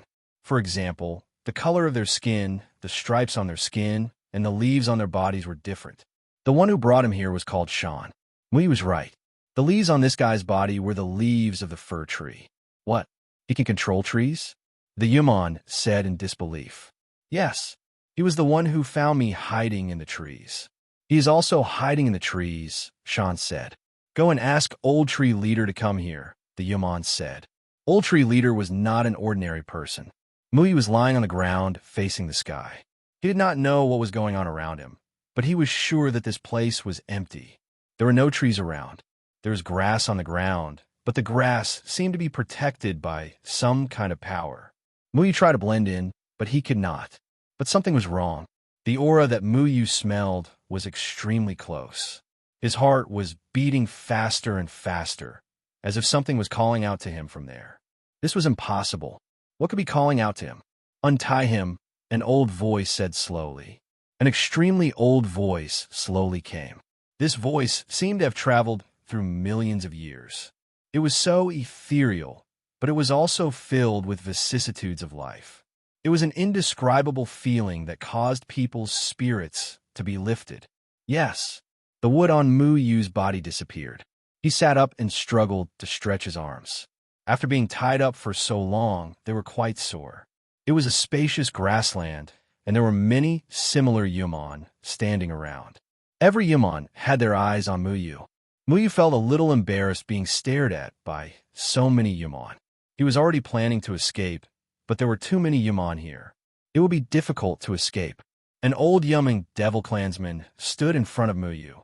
The reason why Mu Yu thought this Yuming devil clansman was because this Yuming devil clansman had long white eyebrows and a strange white beard. Unlike the other Yuming devils, this Yuming devil clansman had yellow leaves on his body. He was wearing clothes made of Bodhi leaves, unlike the other Yuming devils who only covered their lower body with leaves. His skin was wrinkled, but it looked so harmonious. It did not give Mu Yu any discomfort. This was probably the old tree elder that the other Yumon mentioned. I hear you have the power of our wood Yumon. The eyes of the old tree were not like the eyes of the other Yumung demons, which were filled with green mist. Instead, they were pure human eyes. His weather-beaten eyes seemed to be able to see through the troubles of the world. It seemed that this old tree had lived for a very long time. What's so strange about that? Don't you know how to speak our human language? Mu Yu tried his best to make his ability to control would sound normal, like it was something very simple. You're wrong. This language is not unique to humans. The old tree elder studied Mu Yu.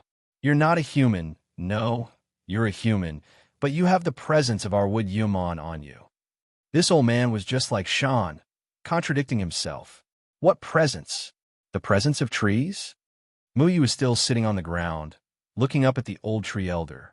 He felt that the old tree elder did not have any ill intentions compared to the other wood Yumon. The old tree elder's voice was very strange, and Mu Yu did not feel any revulsion toward it. The old tree chief didn't say anything. Suddenly, he stretched out his arm. A vine came out of his sleeve and coiled around Mu Yu's arm. Then, a strange power was transmitted from the old tree chief's vine to Mu Yu. What are you doing? Mu Yu pulled the vine on his arm, not understanding what the old tree elder was doing. The old tree elder was surprised, but he nodded and said, I understand now, so that's how it is. What do you understand? The old tree elder let go of Mu Yu, and the vine returned to the old tree elder. I understand why you have the power of our wood Yumon. The old tree elder smiled. Mu Yu's heart skipped a beat. This was a question that had troubled him for so many years, and the old tree elder knew the answer just by touching him. Why? Mu Yu asked anxiously. Although having this ability wouldn't harm him, it would still bring him trouble. He always thought that he had some kind of relationship with the Yu Meng demon clan, but this old tree chief's behavior made him feel that he might really have some kind of relationship with the Yu Meng demon clan. Come with me. The old tree elder turned around and hobbled away. Hey, Grandpa Yumon, make it clear. Where do you want me to go? Can't we talk here? Mu Yu shouted behind the old tree elder, but seeing that the old tree elder had no intention of stopping and the other would Yumon looking at him, he felt that it was inappropriate for him to continue sitting down.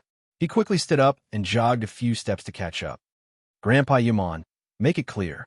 What do you understand?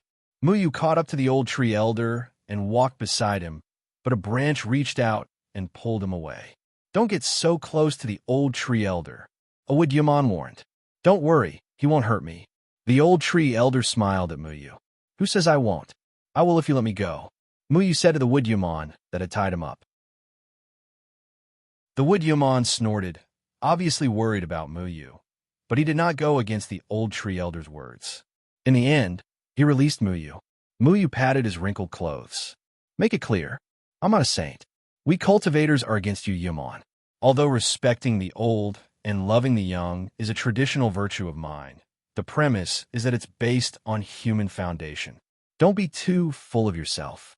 The old tree elder laughed but did not say anything. After walking for a while, he stopped and looked ahead.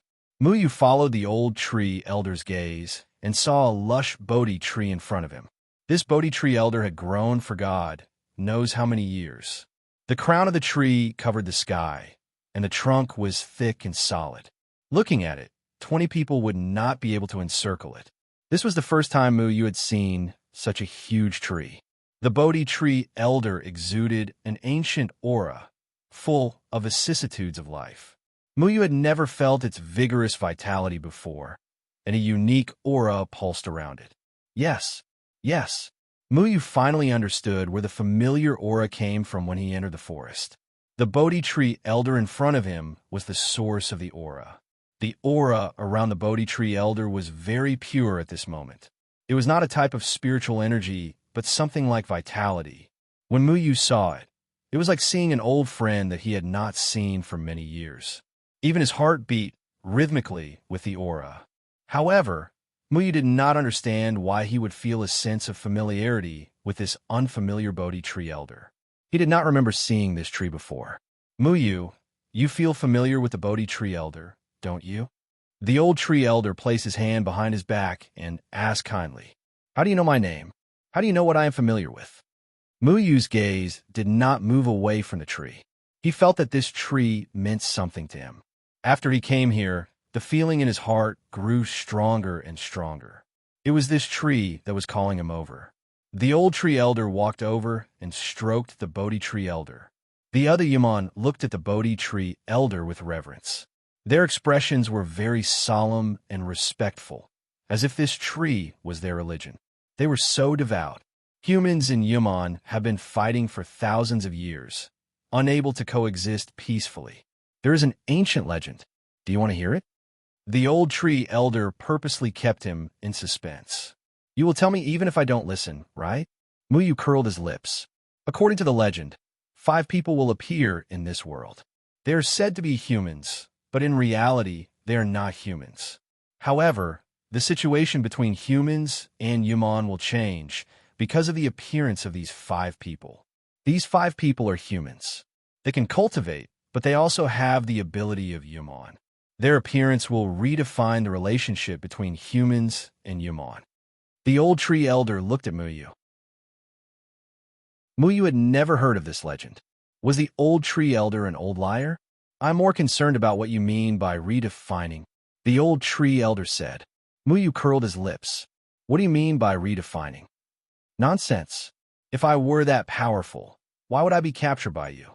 I didn't expect you to come here by accident. Perhaps this is the will of the heavens. There is no way to verify this legend. I'm not sure if it is true or not, but your appearance has made me believe it. The old tree elder stroked his beard. Only 30%.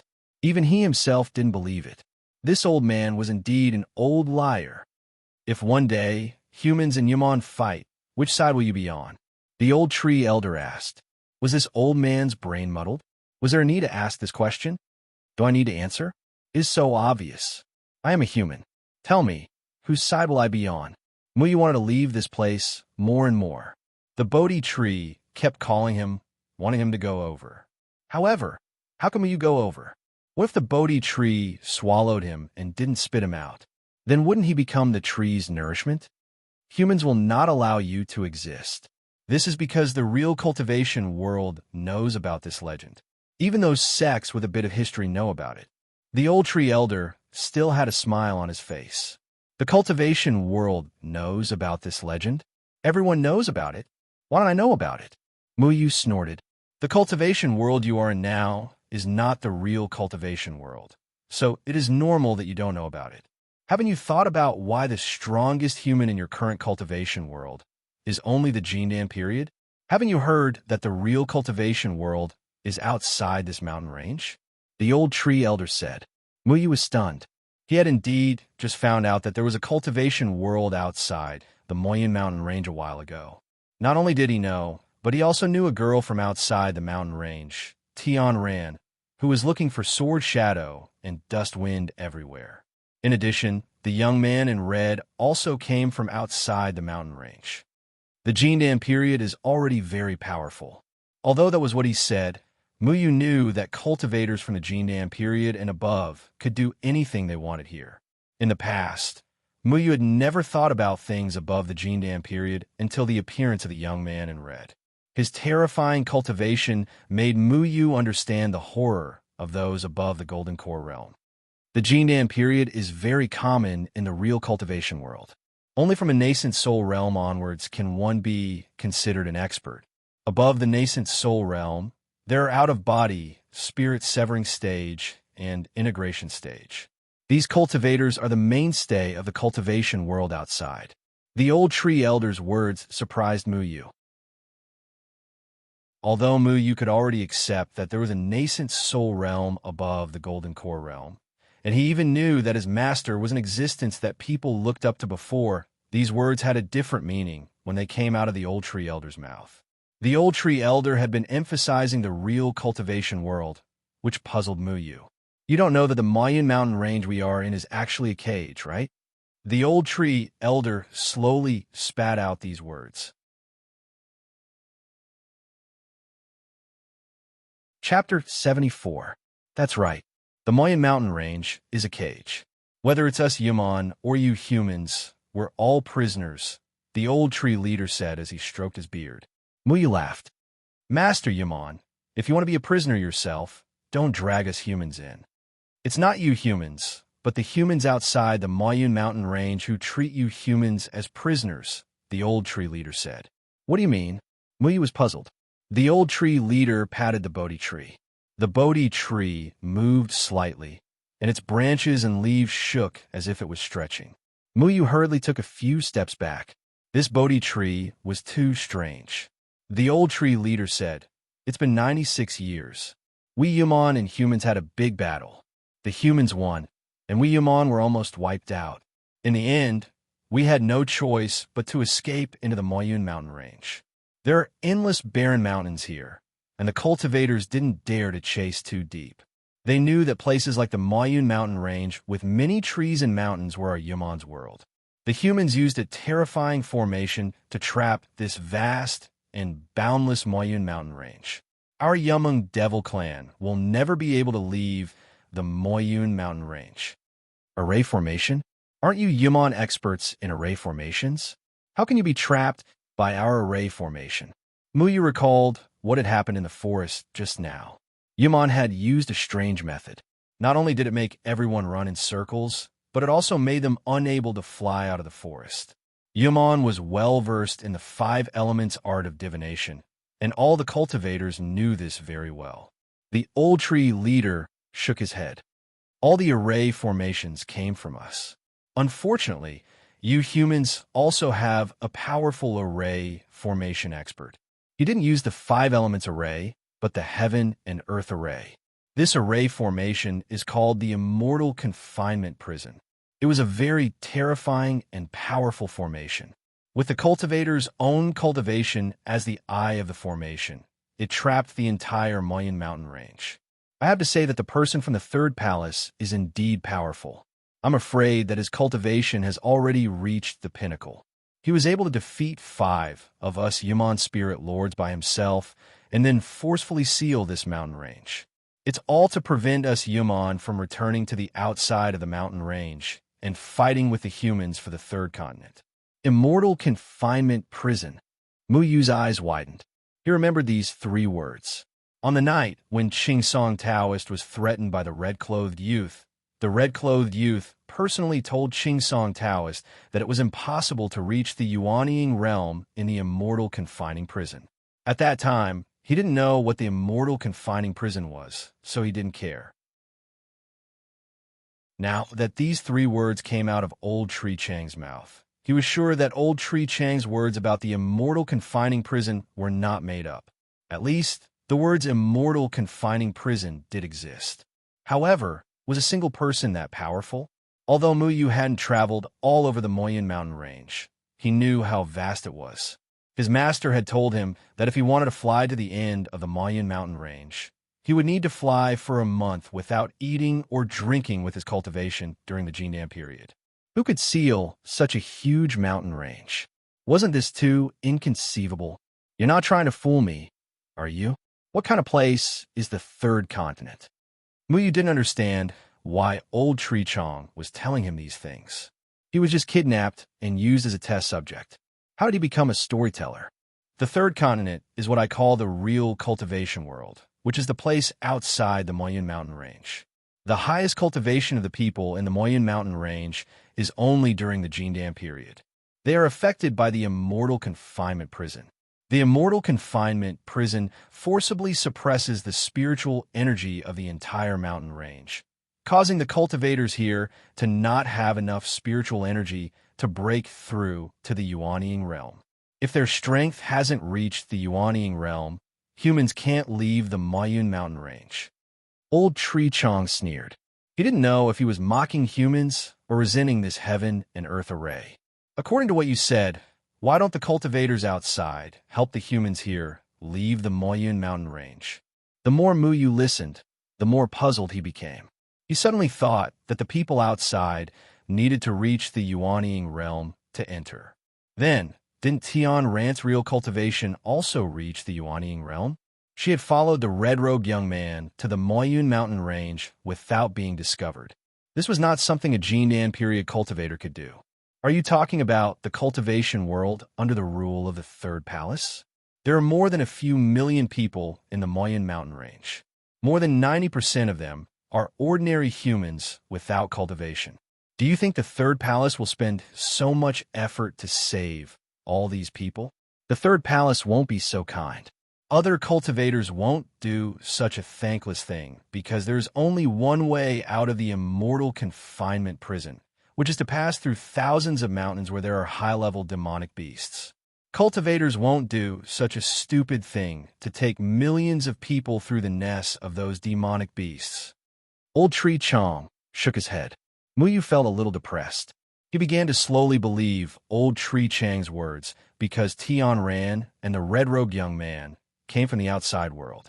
Even his second senior brother, whom he had never met, had left the Moyun Mountain Range in a mysterious way.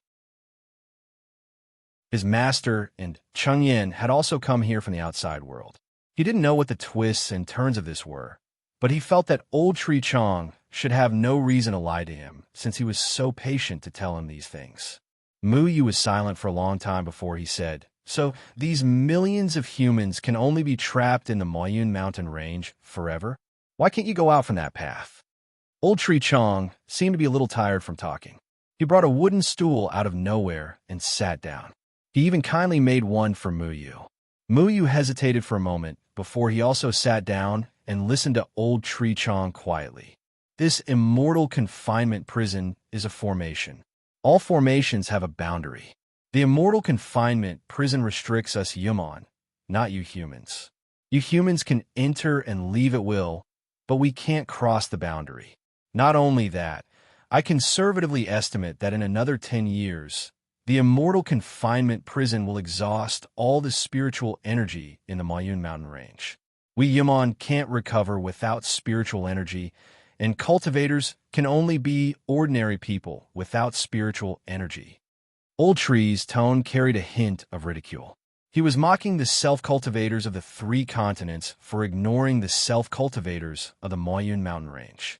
Those people from the 3 palaces are even willing to sacrifice their own race in order to destroy our Yumming Devil clan forever. They are truly heartless. I can tell you that if there is no spiritual energy in heaven and earth, mortals can't live, but we Yumon can. Mui was a little angry. If these things were true, then the cultivators of the outside world were too much. Why did the cultivators of the Moyun Mountain Range unknowingly become sacrifices? What right did the Third Palace have to abandon these people in the immortal confinement prison? These people obviously didn't need to be sacrificed.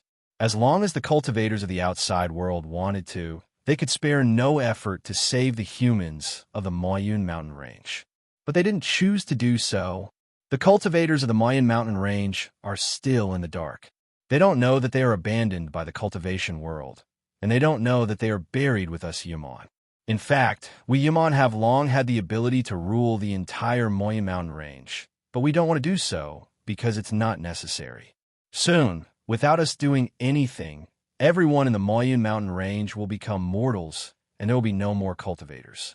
Even if we can't recover our vitality, with our ability, Isn't it easy to deal with mortals? Old Tree Leader looked at Muyu. What he said was the truth. Although Muyu was skeptical, as long as he listened, it was enough. Muyu really found it hard to accept all this.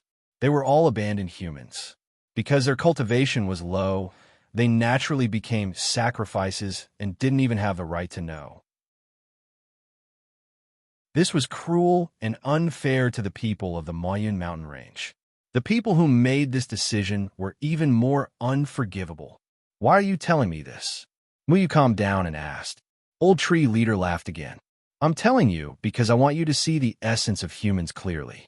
Many people in the third continent know about the legend, which is the legend about the five of you.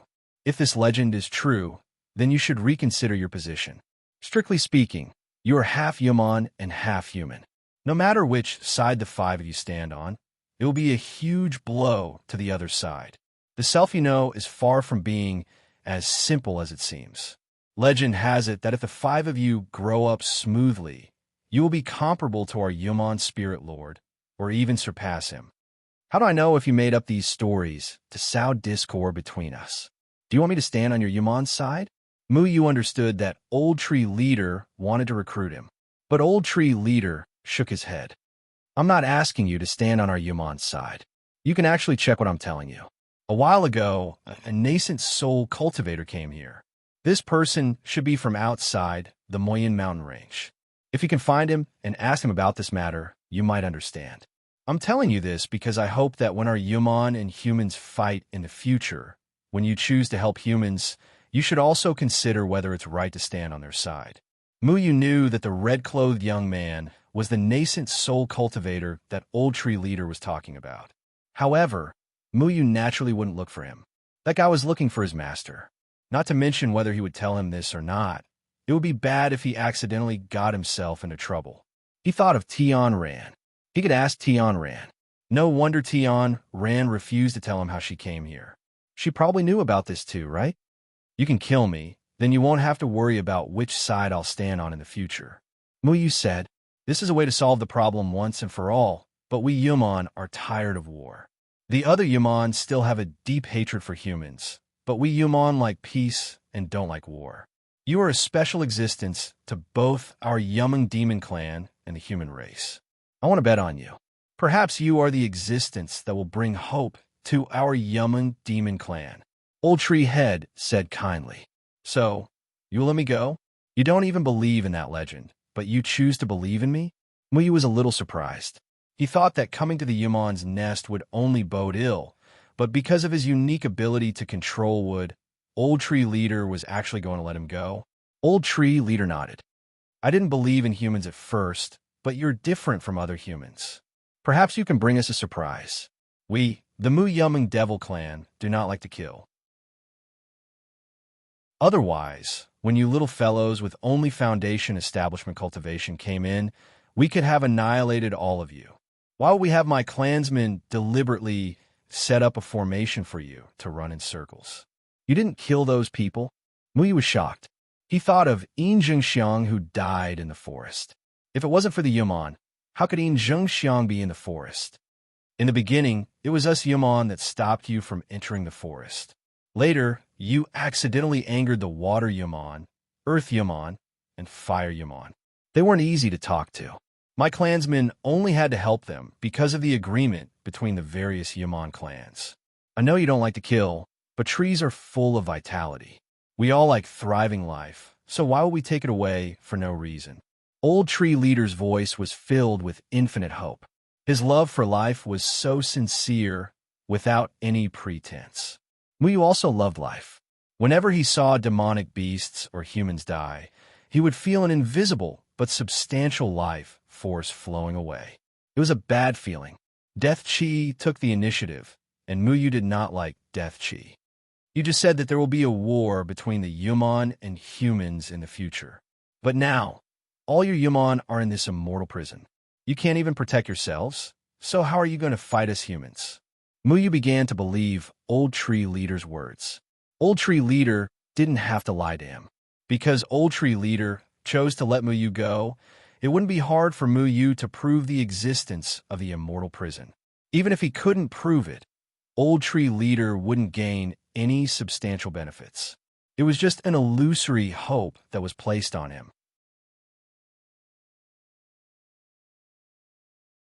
Chapter 75. What? You guys can leave this place? Muyu was shocked. If Yaman could leave this immortal confinement prison, then wouldn't the humans in the Moyun mountain range be the ones waiting to die? He looked at the old tree chief with a strange look in his eyes. If Yaman could leave the immortal confinement prison, did it mean that the humans in the Moyun mountain range could do so too? The old tree chief smiled and said, I know what you're thinking.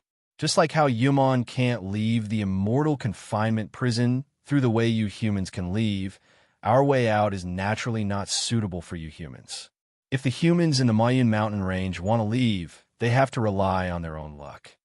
The old tree chief said it casually, but Muyu felt very uncomfortable. Now that he knew that he was one of the humans abandoned by the 3 continents, he was in a very bad mood. If what the old tree chief said was true, then perhaps in another 10 years, there would be no more cultivators in the Moyun mountain range. If the spirit chi here was exhausted and mortals couldn't survive, then wouldn't the lives of millions of people die in vain? You're now the only person in the Moyun mountain range who knows the truth. I think that you, who love life, won't just watch those humans die. You can try. Although the life and death of humans has nothing to do with me, I can show you a way. Find a cultivator who is used as the eye of the array. That person is in the 3rd palace, so you have to find the location of the 3rd palace. Kill him, and you can remove the entire heaven and earth array, and this immortal confinement prison will no longer exist. Of course, the premise is that you have enough strength to kill that person. That person's cultivation is too terrifying. I'm afraid no one in the world is his match, the old tree chief added. You're tempting me to break the heaven and earth array of the immortal confinement prison? Who knows if you've really found a way to leave the immortal confinement prison? If you haven't found a way to leave, then if I break this array, won't I also release you? Muyu was not stupid. He could quickly think of the stakes. Perhaps the old tree chief was using him as a tool. That's your problem. It's your business if you don't believe that we can leave this place. It's also your business if you're willing to save the humans in the Moyun mountain range. However, it's too early to talk about these things. With your current strength, not to mention the 3 continents, even in the Moyun mountain range, many people can kill you. If you want to grow smoothly, you need to become stronger. And if you want to reach the nascent soul stage, you need to find a way to leave the Moyun mountain range. It's impossible to reach the nascent soul stage in the Moyun mountain range. Old Tree Chief's words made Muyu speechless. What could he do? Even if he wanted to break the immortal confinement prison and save the lives of millions of people, he had to get out of the Moyun mountain range first. To get out of the Moyun mountain range, one needed to have the strength to reach the nascent soul stage. But in the Moyun mountain range, it was impossible for Muyu to reach the nascent soul stage. And without the cultivation of the nascent soul stage, he couldn't get out of the Moyun mountain range. This was an endless cycle. Only he knew about this. If he didn't do it, then he would die like millions of people in 10 years. Would he be willing? Of course, Muyu was unwilling. He wanted to get out of the Moyun mountain range. I think you must have felt something calling you when you came here, right? The Bodhi tree has a good impression of you. Old Tree Leader changed the topic. Muyu hadn't confirmed the truth of these things yet, so there was no need to dwell on this issue. Old Tree Leader had said what he needed to say. How to choose was Muyu's business. Muyu nodded. This Old Tree Leader had lived for so long and knew so many things. He could even guess what Muyu was thinking. The Bodhi tree asked you to come over. It said that you were worried that the Bodhi tree would swallow you and spit you out. Old Tree Leader touched the Bodhi tree, not knowing whether to laugh or cry. Muyu's mouth was wide open. How did this old guy know about this? Don't worry, you're not fertilizer for the Bodhi tree. Old Tree Leader waved at Muyu slightly. Muyu hesitated for a moment, but in the end, he walked over. His heart had been beating with the rhythm of the Bodhi tree. At this moment, he was so close to it. That strange aura triggered the spiritual power in his body, and he felt indescribably comfortable. He stretched out his hand and placed it on the Bodhi tree. In an instant, a strange force was transmitted from the Bodhi tree into Mu Yu's body.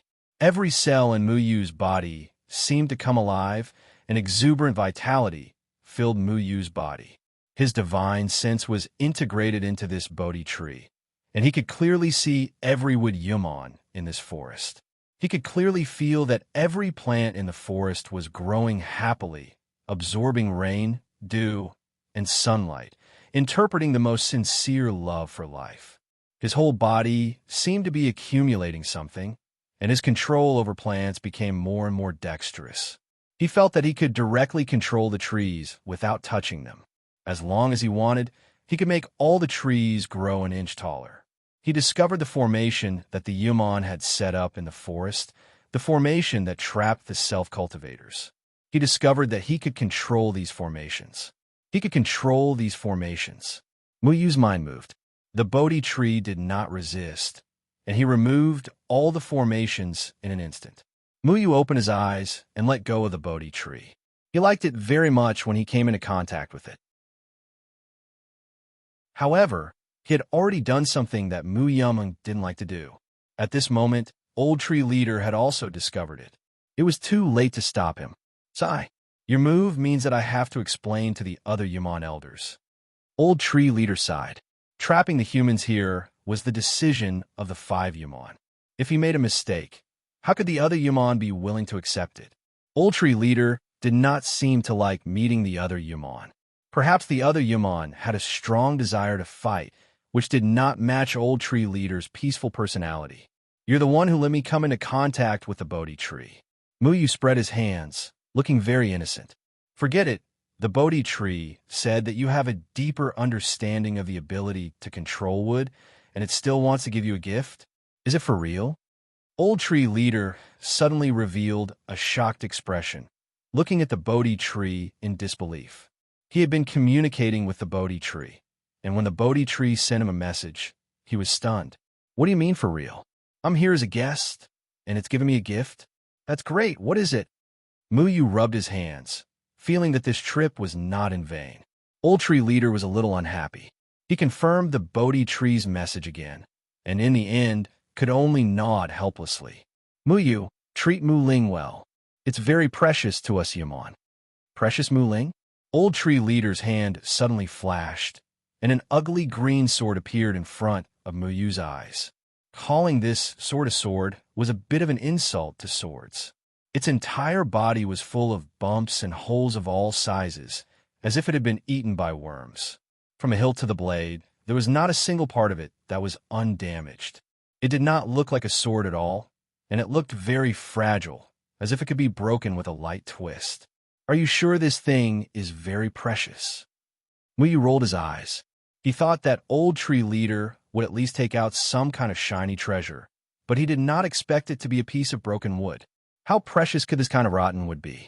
This Mu Ling must have fallen into a termite nest and been bitten by termites, right? It was already broken to this extent, and he still called it precious. Old Tree Leader, are you really going to give Mu Ling to this human? This is the treasure of our Yumon. The Yumon, who had been silent all this time, suddenly walked over with a look of indignation. This made Mu Yu laugh. Your Yumon is taking this piece of wood that has been bitten by termites as a treasure? What are you guys thinking? Impudent. Mu Ling is our tribe's most precious treasure. How can we allow you to tarnish it? The Yumon scolded. All right, whatever Bodhi Tree Leader says. Mu Yu, take it and leave this place. Old Tree Leader reluctantly handed Mu Ling to Mu Yu. His expression was as if someone had cut off a piece of his flesh. Forget it, forget it. Look at how you guys are looking at me, like you want to kill me. I don't want this precious thing.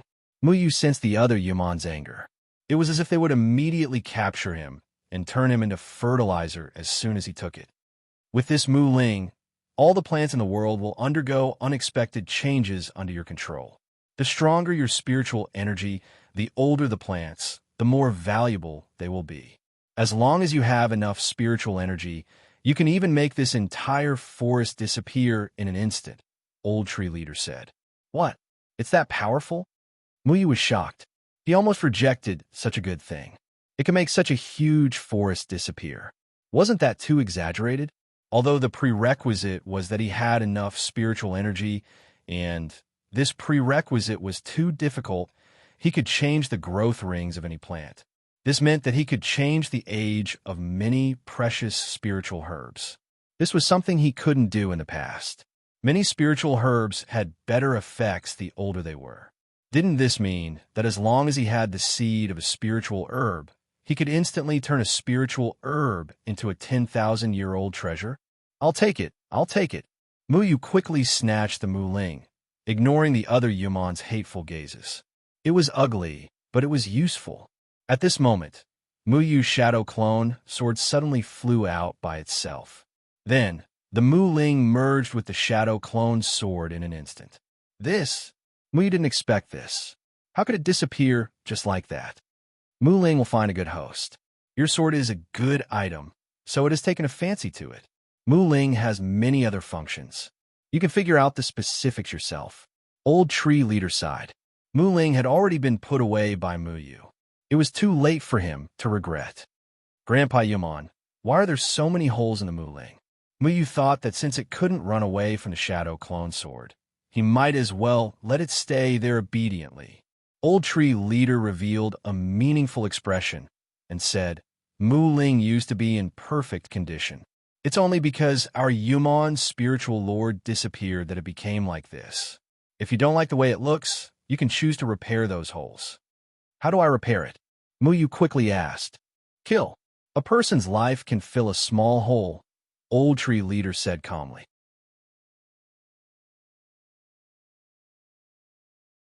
Chapter 76.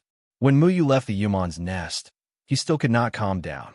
He was not sure if he really liked this gift that was riddled with holes.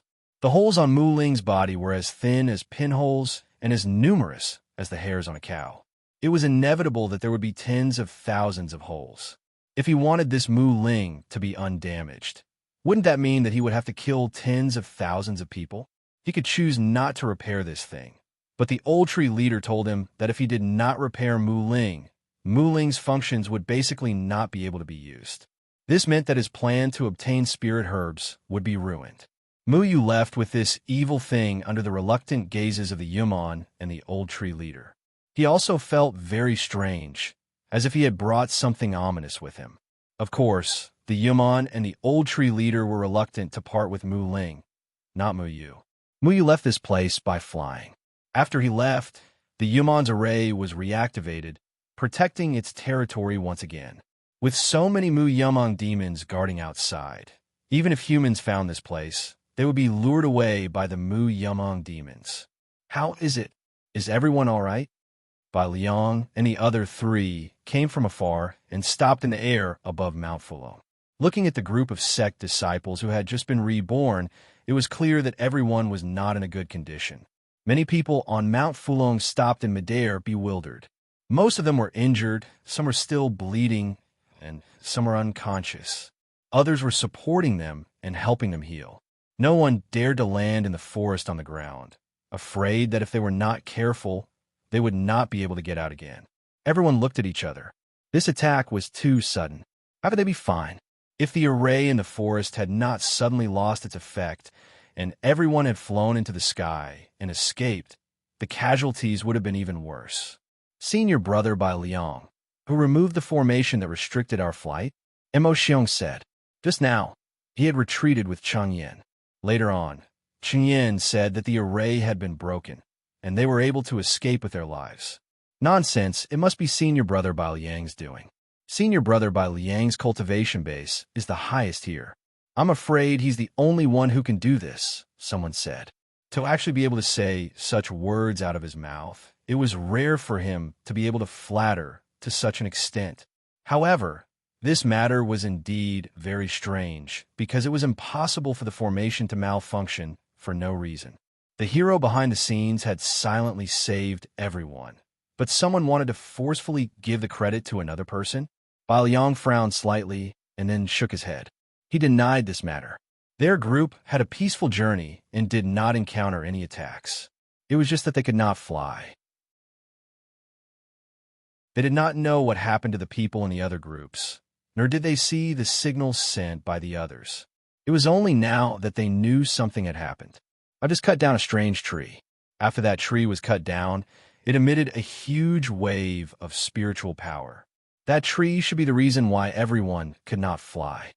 Zhu Wenxing saw Bai Liang deny and stood up to say, this Zhu Wenxing actually dared to say that. A shameless person was invincible. Mu Yu saved everyone, and in the blink of an eye, the credit was falsely claimed by this Zhu Wenxing. So it's senior brother Wenxing. Thank you for saving our lives.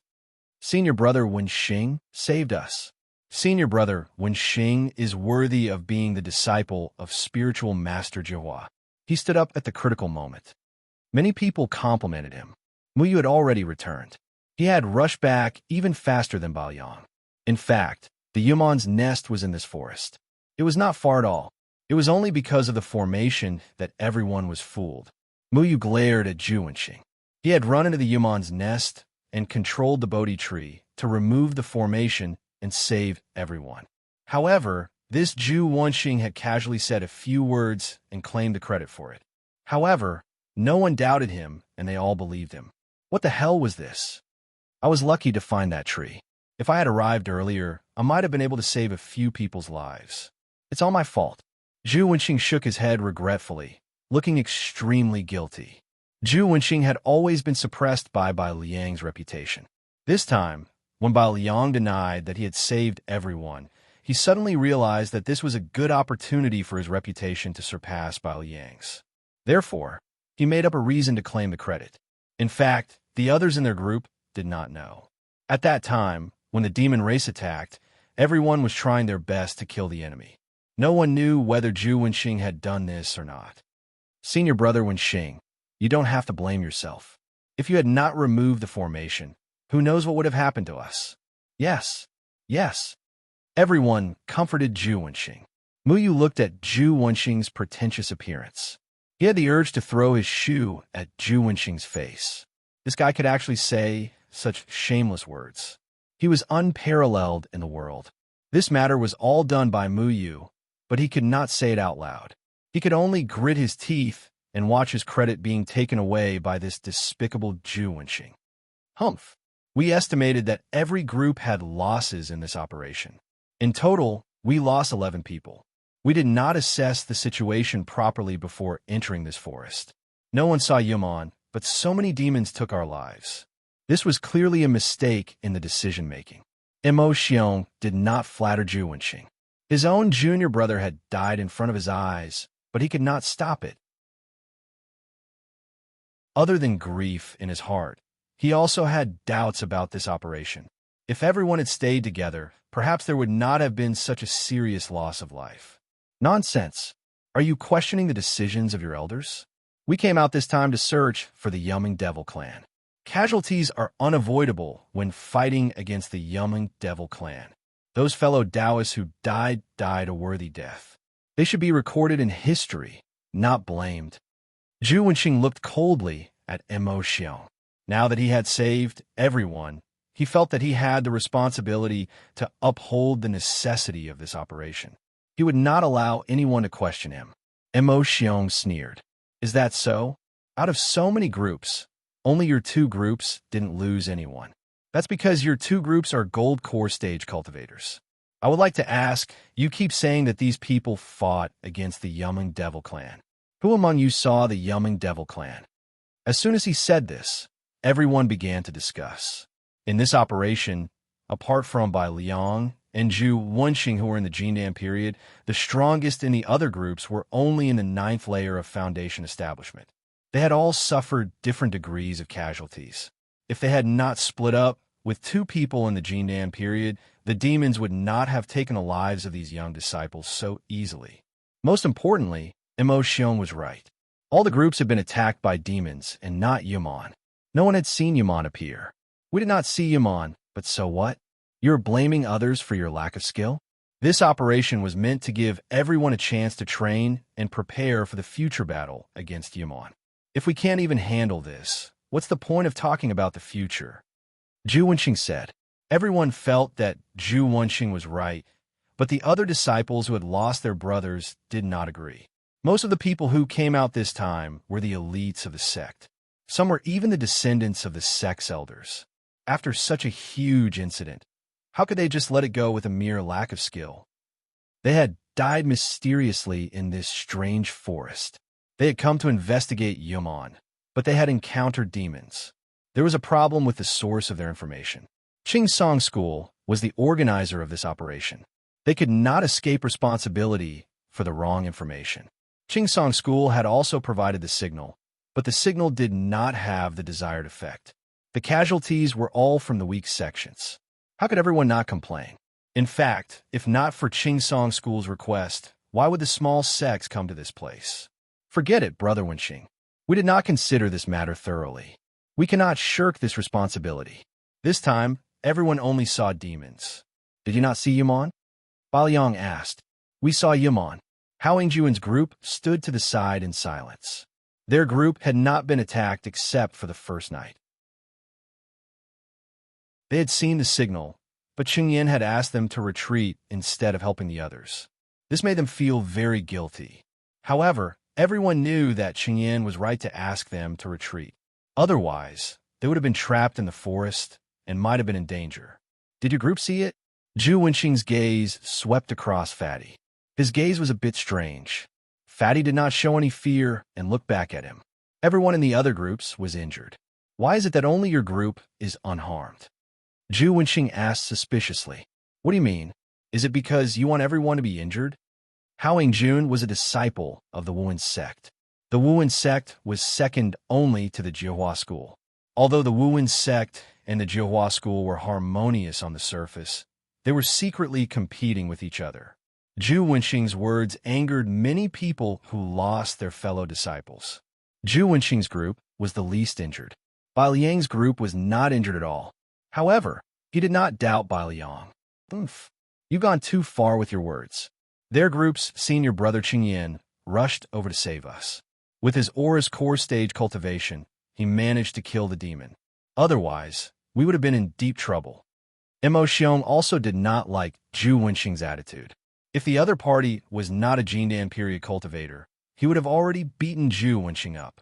Who is Qingyan? Jindan period cultivation? Zhu Wenxing sized up the 5 people in their group. He knew Hao Yingjun and Shui Er. He also knew Gu Yitian, the dark horse who shone brilliantly in the competition. However, he was definitely not a Jindan period cultivator. Hong Yin was Gu Yitian's fellow disciple. He also vaguely remembered that Mu Yu could not be a Jindan period cultivator. Finally, Zhu Wenxing's gaze fell on Chengyan. Chengyan was looking at the forest in the distance. No one knew what he was thinking. When everyone was talking, he did not say anything. He did not reveal his Jindan period cultivation. He looked like he was only at the foundation establishment stage. No one would think that such a young person could be a Jindan period cultivator. Zhu Wenxing was no exception. This is senior brother Chengyan from the Falling Dust sect. That's right. He has always been very low-key. He did not reveal his strength and even saved us. I'm afraid you all did not expect this. Mo Xiong pointed at Qingyan and said. He looked at Qingyan with eyes full of gratitude. A disciple of the Falling Dust sect. This person who did not receive much attention was actually a Jindan period cultivator. Everyone was in an uproar and looked at Qingyan in unison.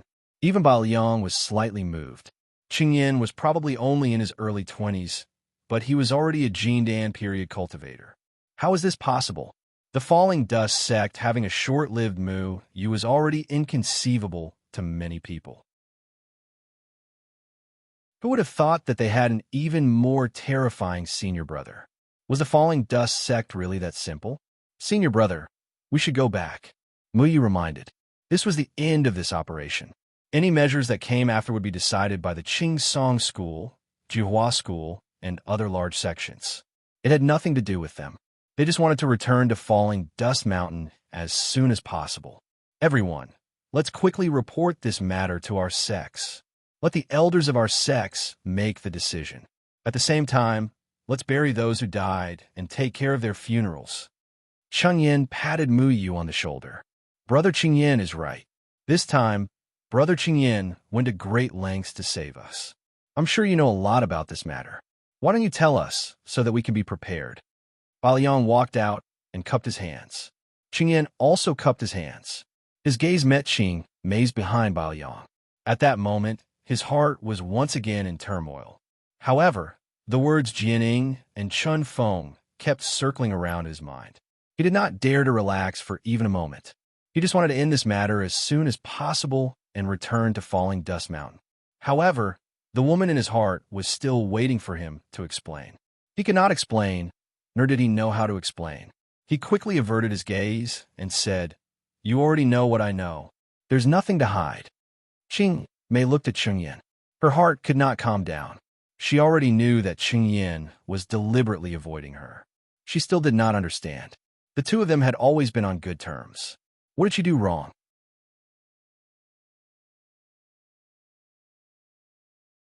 Chapter 77. Everyone had already left. They couldn't wait to report this operation back to the sect and let the elders make a decision. Muyu also bid farewell to Fatty and the others before heading to the Falling Dust sect with Qingyan.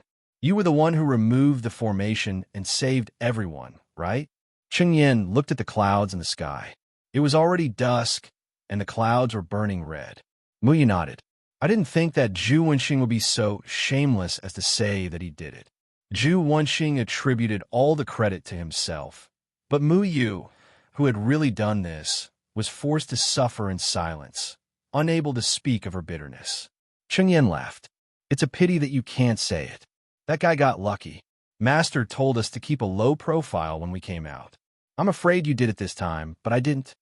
Qingyan's strength during the Jindan period was already known to everyone, so it was impossible for him to keep a low profile. He reached the Jindan period at such a young age, not to be outdone by people like Baoyang. He would probably be remembered by many people in the cultivation world. Muyu hesitated for a moment. He had received a lot of unacceptable information from Old Tree Leader this time, but he had been unable to verify it. He remembered that Qingyan had said that they also came here from the 3 continents in the outside world. But with their cultivation during the Jindan period, how did they pass through the vast mountains? Could it be that Master wasn't during the Jindan period? Senior brother, was Master's cultivation during the Jindan period? Muyu asked. Master suffered irreversible injuries in the outside world. His cultivation is indeed during the Jindan period, Chengyan replied. Muyu still didn't understand. But I heard that during the Jindan period, you can't pass through the barren mountains guarded by high-level monsters. How'd you guys get in? Junior brother, you have to understand one thing. Master wasn't an ordinary cultivator. His cultivation was very high. As for how powerful he was, I was still young back then, so I didn't pay much attention to it. For someone with such a high level of cultivation, even if he is injured, his knowledge and experience, including his magical treasures, are still there. Qingyan paused and continued. It's not that difficult to deal with the demonic beasts. I'm more worried about the person you mentioned. I don't understand how that person knows about Master's whereabouts, because no one in the outside world knows that Master has come to the Moyun mountain range. Muyu had to admit that this explanation was reasonable. He suddenly thought that since his senior apprentice brother was also from the 3rd heaven continent, then he must know something. Senior brother, have you heard of the immortal confinement prison? Chengyan pondered for a moment. Immortal confinement prison? I think I heard my master mention it when I was very young. I don't remember what it is. Why do you ask? When Qingyan had followed his master to the Moyun mountain range, he had been very young and ignorant. Some of his memories had been vague, so he only had a vague impression of the immortal confinement prison. Muyu was getting more and more confused. The old tree chief's words had made his mind a mess. Although Qingyan didn't know what the immortal confinement prison was, Chengyan had heard of it. In the past, the young man in red had also mentioned the immortal confinement prison. In that case, this heaven and earth array should not have been made up by the old tree chief. It really existed. The immortal confinement prison trapped millions of people in the Moyun mountain range. Were they really going to die in the end? The old tree chief had asked Muyu to kill the people of the 3rd heaven palace, lift the immortal confinement prison, and save the millions of people in the Moyun mountain range. However, could he really do it alone? So what if he had the ability to control wood? He couldn't even deal with a young man in red at the nascent soul stage. How could he fight with the cultivators outside the Moyun mountain range? Senior apprentice brother, have you never doubted that I can control trees? Why do you look like you don't care? Muyu couldn't help but ask. Like his master, Qingyan had long known that Muyu had the ability to control trees. Wood control was Yumon's ability, which should not be allowed by cultivators. However, Qingyan hadn't said anything. He had never looked at Muyu with a strange gaze. Instead, he had fulfilled his responsibility as the eldest senior apprentice brother and helped Muyu in every way. Why should I doubt you? Is it because of your relationship with Yumon? Qingyan looked at Muyu. His face was still so calm, as if Muyu had asked a very simple question that didn't arouse his interest at all. You must know something about my ability, right? Muyu asked. Qingyan looked at Muyu's eager eyes and imagined the confusion this matter would bring to Muyu. He knew that if he didn't tell Muyu, he might keep thinking about this matter and it wouldn't be good for the future. He said slowly, there's a legend in the cultivation world outside the Moyun mountain range that 5 people will appear in this world. They have the talent of humans and also the ability of Yumon. These 5 people will decide the fate of mankind and the Yumon Devil clan. Most self-cultivators are afraid that these 5 people will be controlled by the Yumon Devil clan and destroy mankind. Therefore, many people are looking for these 5 people and want to kill them. Muyu was stunned. What Qingyan said was exactly the same as the old tree. This legend really existed? He pursed his lips. Many cultivators wanted him to die, but his master and senior apprentice brother were exceptions. But there are also a few people who believe that these 5 people will stand on the side of humans. Master said that he believes that you will make the right choice and will teach you the right values, so that you can be a person who lives up to your heart. Therefore, I choose to believe in you. Qingyan's eyes were so clear. He didn't give up on Muyu just because Muyu is an existence that could destroy humans. Like his master, he always believed that a person could be molded. They didn't give up on Muyu. Instead, they taught Muyu how to cultivate, how to use the Luo Chan swordsmanship, and how to become a true cultivator and a human. Legends are legends after all. We just have to be ourselves. The day Master brought you back, he told me and Shu about this. Master always has his reasons for doing things. Just don't let him down, Qingyan said. Dulan Ling, and Xiangnan know? Muyu asked. Qingyan shook his head. The fewer people who know, the better. This ability is both good and evil. Naturally, it has to be kept a secret. If you can make it so that those close to you don't notice, then outsiders won't know either. Muyu felt like he had been tainted by something unclean, which made him very uncomfortable. Although Qingyan didn't see him as a monster, he still had a grudge in his heart. But you haven't kept it a secret. I saw you merge into the trees several times. In the first few months after you entered the sect, Kong Kong Meow Meow took you to smash a hornet's nest. You were stung until your face was full of bumps. Then, you were fine during dinner. The 2 of them were too young to suspect anything. But how could others not? Muyu smiled awkwardly. He remembered this incident. At that time, only Qingyan saw him being stung by the hornets. He ran straight into the trees to get rid of the poison. At that time, Kong Kong Meow Meow was amazed. They were prepared to laugh at Muyu for a month. On the way back, it was already dusk. The setting sun was like blood, illuminating the land. Qingyan was suddenly stunned. He stopped and looked ahead. There was a person blocking their way. The setting sun shone on that person. It was so real and so familiar. Muyu looked at Qingmei. He didn't know when she had been waiting for them on the way back. She wanted an answer. She wanted to know Qingyan's feelings. These days, Qingyan's erratic eyes had been bothering her. Senior brother, I'll wait for you in front. The same words came out of Muyu's mouth again. It was like that night when he bumped into them in the small forest of Qingsong School. He didn't know how Changyan would explain to Qingmei. He also didn't want to know. Muyu suddenly realized that he was like a mistress, destroying his senior brother's feelings. Muyu also liked someone, but that person didn't like him. Qingsong School, Back Mountain. This was the place where Qingsong Taoist meditated. It was a forbidden area in the sect. No one dared to trespass.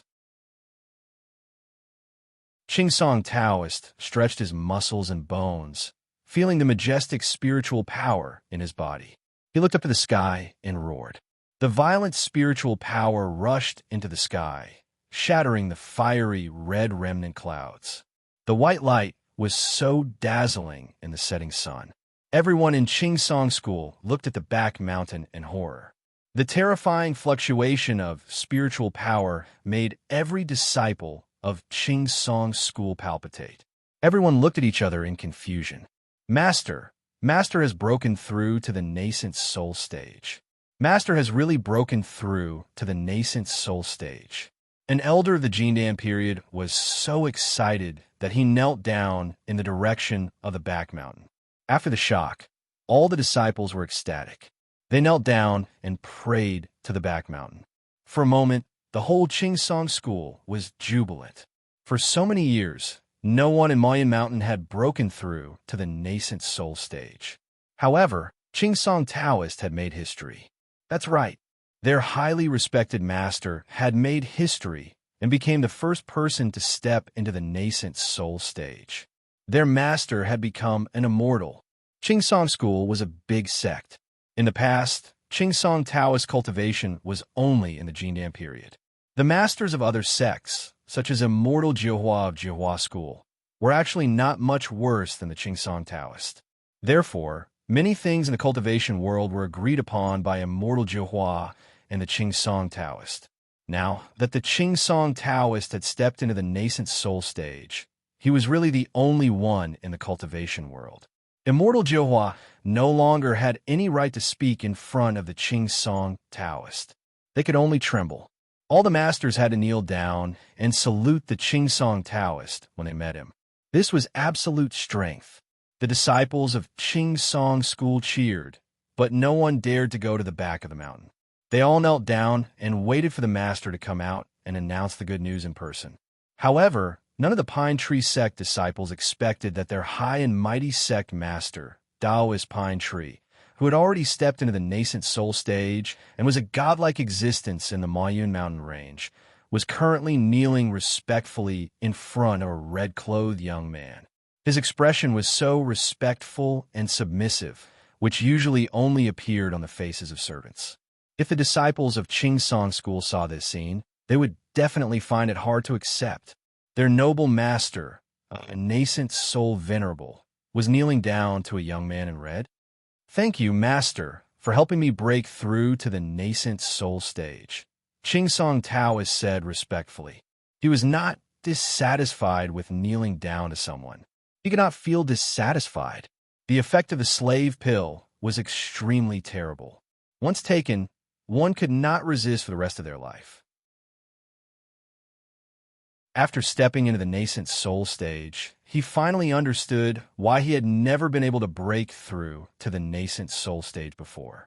It was because the spiritual power between heaven and earth was not enough for a person to step into the nascent soul stage. At this moment, even if he stepped into the nascent soul stage with the help of the young man in red, the young man in red was still unfathomable in front of him. He was like a vast sea, making Song Taoist unable to raise any thoughts of resistance. "Get up," the young man in red said lightly.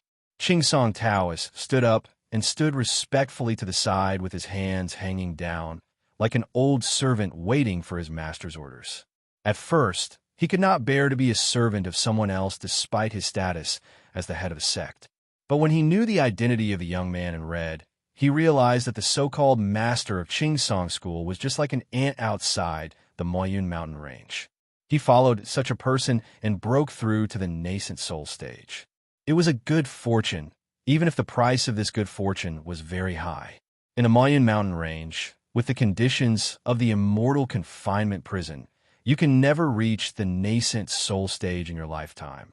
If it weren't for the spiritual power crystals I brought from outside and spent so much spiritual chi, it would be wishful thinking for you to reach the nascent soul stage. The young man in red looked at the piles of waste stones around him. They were originally filled with spiritual chi, but all of them had been extracted by the young man in red to help Song Taoist break through. "Yes, I understand. Thank you for your advice, Master," Ching Song Taoist said hurriedly. He already knew the location of the immortal confinement prison from the young man in red. He also knew that the immortal confinement prison would destroy all human beings in a few years. If the young man in red had not found him, he was afraid that he would have died tragically in this heaven and earth array unknowingly, just like other self-cultivators and mortals. I didn't help you break through to the nascent soul stage just for your thanks. I have something I need you to do. The young man in red said slowly. A red light flashed in his eyes, as if there were flames faintly flickering in them. As you command, Master, Ching Song Taoist said respectfully, kneeling on one knee. There's something we need to deal with. What is it? Deal with Jian Ying and Chen Feng. On the way back, Qing Yin and Mu Yu did not speak again. Qing Yin's expression was still so calm, but Mu Yu could feel the deep sorrow under his senior brother's calm appearance. Mu Yu did not ask what happened to them in the end, and Qing Yin did not mention it either. From afar, they could already see the aloof appearance of Luochen Mountain. There were a few faint sparks on the mountain. At this moment, the sky was beginning to brighten. They did not spend the night on the road. Instead, they rushed back without stopping. Because they were anxious to tell their master about Yaman, they rushed back through the night. As soon as the two of them landed, they greeted Enshu. Enshu, where's Master? Mu Yu asked impatiently. At this moment, everyone should have gotten up to cultivate. In the past, Master would have gone to take care of his vegetable garden at this time. However, Mu Yu did not see Master's shadow in the vegetable garden. Enshu frowned. Didn't Sect Master leave with you? You're back. Where's Sect Master?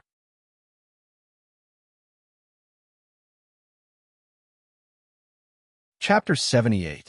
From dawn to sunset, the day actually passed very quickly. However, this day seemed extremely long to everyone on Luochen Mountain.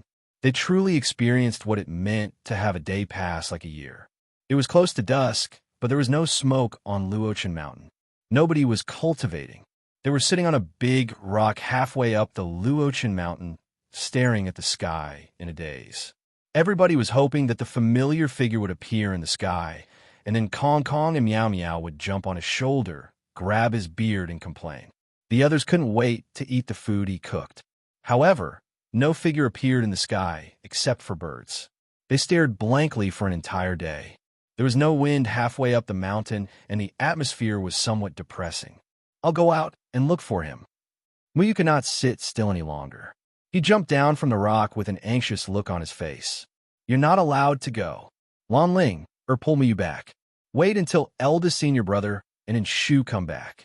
Master should have returned a few days ago. At that time, the competition had already ended. Master had said that he would return to the Luochen sect immediately, while Mu Yu and Qing Yin had rushed to Mount Fulham. However, the two of them had returned, but there was no news of Master. This made Mu Yu and Qing Yin panic. Usually, if Master did not return, they would not worry at all. After all, Master's cultivation level would not be at a disadvantage in the cultivation world. However, at this moment, a young man in red was looking for him. Even the world's cultivation powerhouse, the Ching Song Taoist, had to kneel at his feet. No one in the Mayan mountain range could resist the strength of the young man in red. He was looking for Jian Ying Chen Feng, who was Master. How could they not worry when Master had disappeared for so many days? Eldest senior brother and Shu should be back soon. Let's not worry, Xiangnan said. Although he said this, he also wanted to go out and look for Master. Waiting was painful. No one was willing to wait. Everyone knew that the young man in red was looking for Jian Ying Chen Feng. Other than Lan Ling, everyone was shocked. No one in the Mayan mountain range could resist that person's strength. When they heard that the Ching Song Taoist was kneeling at the feet of the young man, they were stunned. Meow Meow, Master will be fine, right? Kong Kong sat on the ground, drawing on the ground with a branch in his hand, but his eyes were looking at the sky. Yes, Master is so powerful. How could something happen to him? Meow Meow also stopped messing around with Kong Kong. They didn't go around causing trouble, but just sat there obediently. Perhaps a powerful person had already captured Master. They liked to stick to Master every day. If something happened to Master, how could they be happy? If the young man in red catches Master. What will he do to Master? Muyu thought of the possibility that he didn't want to see the most. In the past, his master would never go out without saying a word, nor would he disappear for so many days for no reason. When everything came together, he knew that the red-clothed young man might already know that Feng Haochen was Sword Shadow Chen Feng. Muyu blamed himself. He and Qingyan should have accompanied Master back that day. However, Master was also in the Jindan period. If the red-clothed young man had already confirmed that Master was Jian Ing Chen Feng, with the cultivation of the three of them, could they compete with the red-clothed young man? He didn't know. It would be good to try. Eldest senior brother is back. Kong Kong, who had sharp eyes, jumped up. Everyone quickly stood up and looked at Qingyan's shadow in the sky that was getting bigger and bigger. Finally, it landed and everyone surrounded it. Any news? Muyu asked anxiously. Qingyan looked a little tired. He shook his head and said, I went to the Qingsong school and secretly asked around. Master wasn't there, and there was no sign of Master in the school. However, I received terrible news. It's bad enough that Master is missing. What's worse? Muyu sat back down on the rock. Taoist Evergreen Pine has already stepped into the nascent soul stage. Their Evergreen Pine sect will be holding a celebration in a month's time. The invitations have already been sent to all the sects, and they will be discussing how to exterminate the Yuming Demon Clan in Mount Fulong, Chang Yen said. The Qingsong Taoist had really entered the nascent soul stage? Other than Muyu, everyone else was shocked again. The nascent soul stage had always been a legend to them. No one had ever seen it, and no one had ever thought about it. If they didn't already know that the red-clothed young man was a nascent soul stage cultivator and that he might have captured Master, they might not have believed it. The other sects have suffered such heavy losses in Mount Fulong this time. Will they be willing to participate? Lan Linger asked.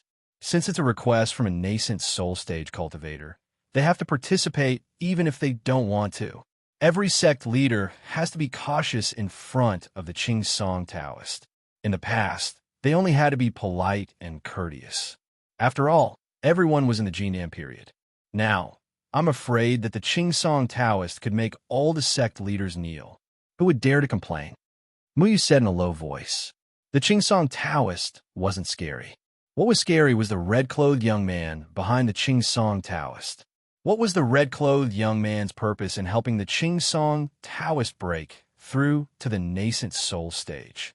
Even if he wanted to find Jian Ing and Chun Feng through the Qingsong Taoist, was there a difference between the Qingsong Taoist in the Jindan period and the Qingsong Taoist in the nascent soul stage?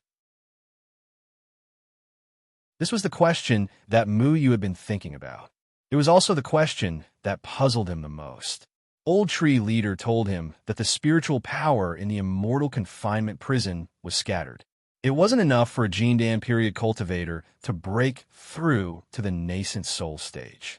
If the red-clothed young man wanted to help the Qingsong Taoist break through to the nascent soul stage, he would have to pay a heavy price.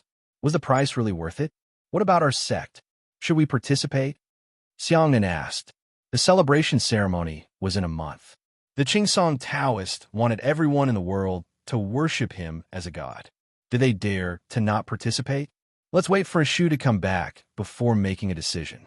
I went to the Qingsong school secretly to ask around. In fact, I couldn't find anything. Qingyan didn't continue. Everyone understood. Qingyan had secretly gone to the Qingsong school to ask around and learned that all the sect leaders had returned a few days ago.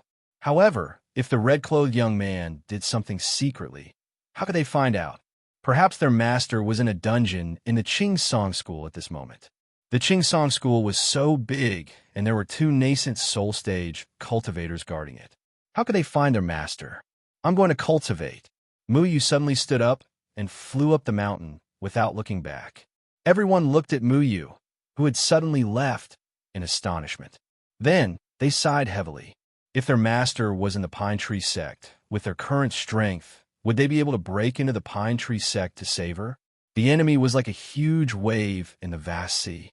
They were like a lonely boat under the huge waves. How could they resist? Strength. Strength was the most important thing. There was no news of Feng Haochen for a few days. Luochen Mountain lost its usual cheerfulness and laughter. And Shu came back every day and then left. He didn't give up looking for the sect leader. Qingyan also followed him out. Everyone else calmed down and cultivated. Their cultivation levels were too low and they couldn't help much. These days, Qingyan brought some news. Because the Qingsong Taoist had broken through to the nascent soul stage, the entire cultivation world was in an uproar. Everyone had to pay attention to this unprecedented event. Even the mortals who didn't know how to cultivate knew that the Qingsong Taoist had become a living immortal. Muyu cultivated on Luochen Cliff without eating or sleeping. However, his cultivation level didn't increase at all. In fact, he couldn't deceive himself. Cultivating the Luochen cultivation method required a calm mind. However, he couldn't calm his mind at all. He couldn't help but think about his master's current situation. He was very anxious. His swordsmanship wasn't refined and was disorderly. So what if he had a tyrannical talent? So what if he was the so-called person who could control the war in the world? His strength was still so weak. Anyone could kill him. He couldn't even protect his master. The two shadow swords separated in the air. Muyu's figure flashed and turned into two people. Each of them held a shadow sword. The two figures intertwined with each other. Sword light shot out and sword chi crisscrossed. The spiritual energy in the sky seemed to have lost control and scattered. The leaves of the old banyan tree on Luochen Cliff were rolled up and blown away, turning into fine powder. Ding! Suddenly, a red flying sword shot out. Rays of red light burst out and smashed one of Muyu's doppelgangers into pieces. The red flying sword was like an endless stream of water, gentle and elegant, and it forced Muyu's doppelgangers to retreat. "I want to fight." Lan Ling landed lightly in front of Muyu. The sword in her hand shook violently, and a red light flashed everywhere. It was full of treasure aura. Streams of light flashed on the body of the sword. It was soft yet firm, and soft at the same time. Her sword was called Clear Ice.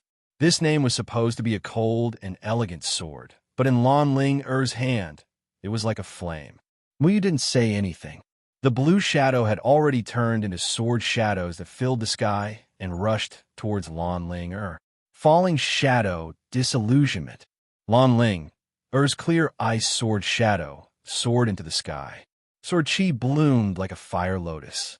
One sword turned into 9 shadows.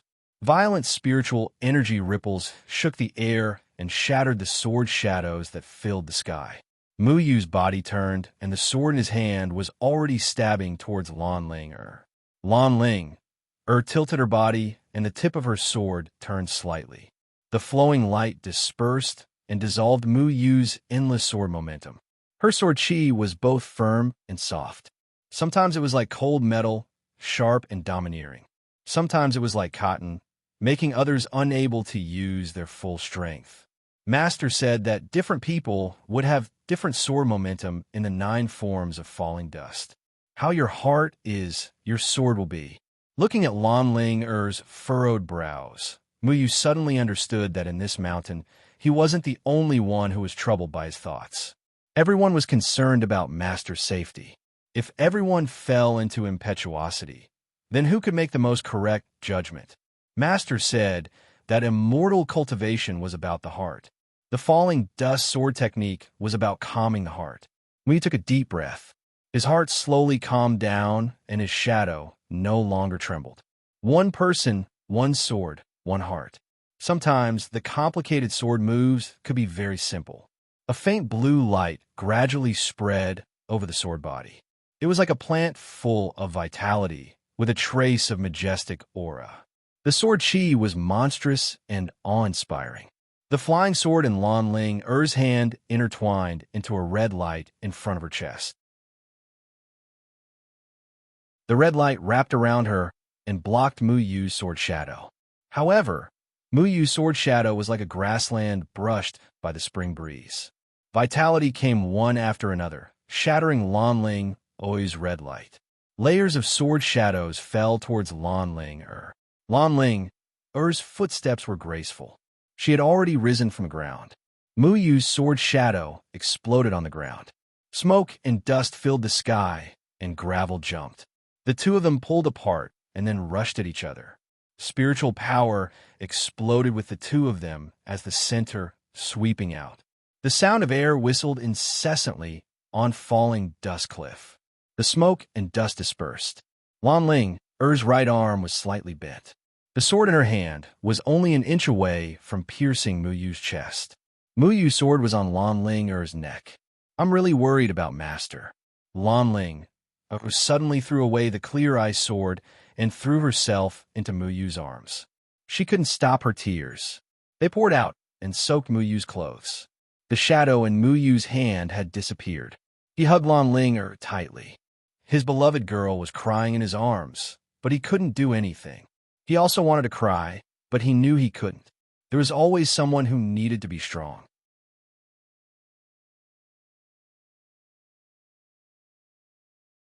Chapter 79.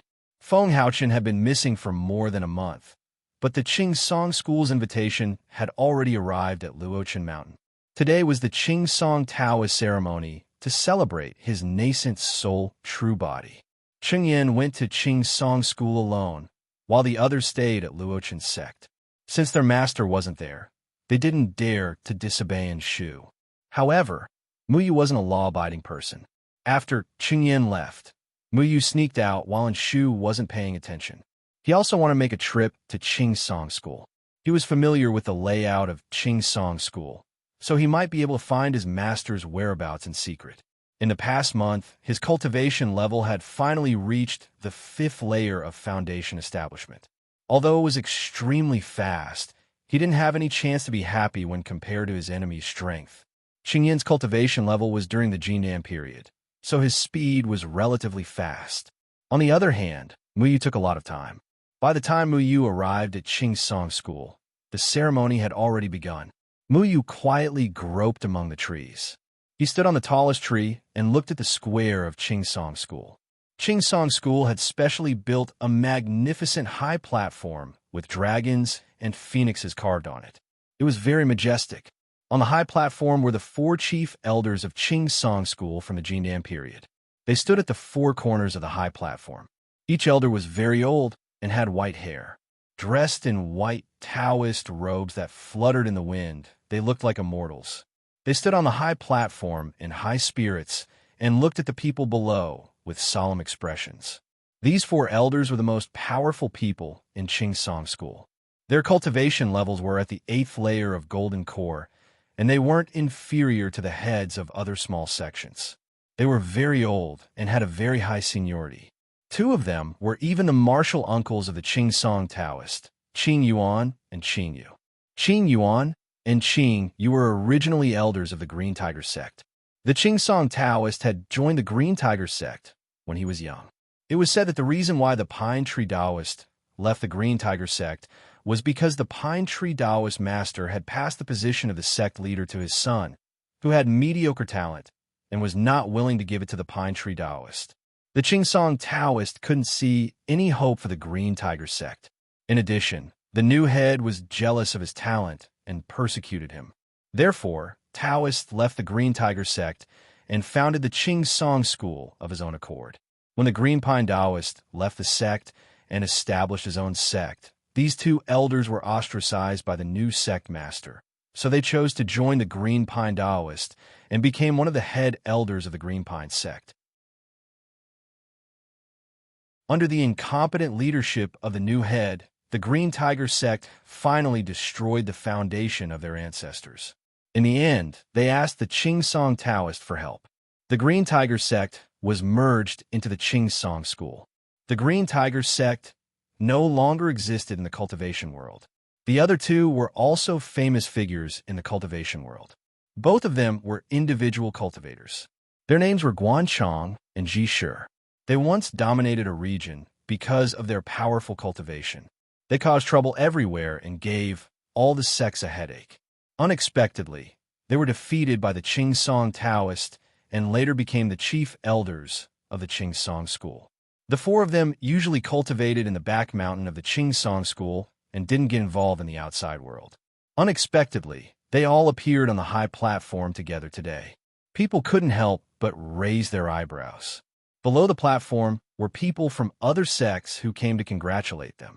They were all the heads and elders of the major sections. No one dared to make a noise. They stood in place with a solemn face.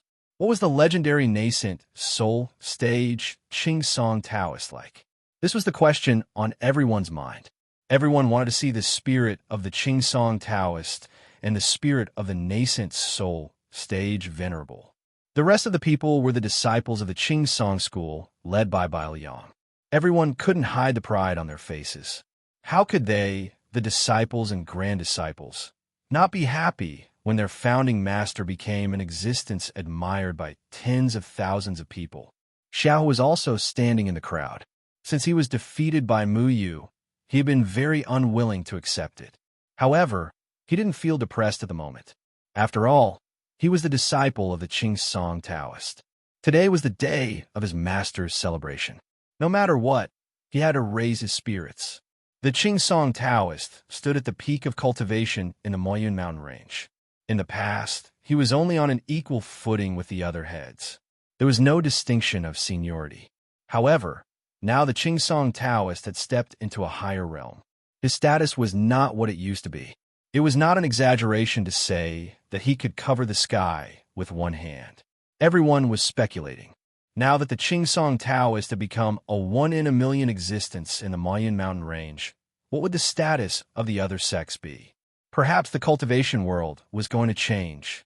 A majestic aura suddenly pervaded everyone's body, as if a huge rock was pressing down on everyone's chest. This terrifying aura made all the sect elders unable to breathe. They all looked around in horror. They didn't know where this aura came from. A white light split in the air. The dazzling light shone on everyone below the high platform, making them unable to open their eyes. Welcome, head. On the high platform, four white-haired elders knelt on the ground at the same time. They kowtowed with their heads on the ground, but their hands were raised high with their palms facing the sky. Their voices were loud and clear. They spread their spiritual power and spread it throughout the Qing Song school. Even though Qing Yuan and Qing Yu were the martial uncles of the Qing Song Taoist and were over 100 years old, they were still willing to kneel on the ground and wait for their martial nephew to appear. A figure appeared in the distance. He only took one step, and there was a ripple in the air. In the blink of an eye, he arrived on the high platform. He stood proudly with his hands behind his back in the middle of the four elders. He was like a pole, making people not dare to look at him directly. Endless pressure shrouded everyone's hearts. All the disciples of the Qing Song school had already knelt down. The heads and elders of the other sects could no longer bear the pressure of the spiritual power and knelt down one after another. All the heads of the sects in the cultivation world were forced to kneel. This scene was extremely spectacular. No one dared to raise their heads to look at the godlike elder. The Qing Song Taoist stood there as if he was a world of his own. He could decide everyone's life with a raise of his hand. In front of him, the heads and elders of the other sects had no room to resist. This was a nascent soul stage cultivator. Mu Yu looked at the lofty Qing Song Taoist from the trees and was extremely shocked. Everyone was kneeling in front of the Qing Song Taoist, and this was done intentionally by the Qing Song Taoist.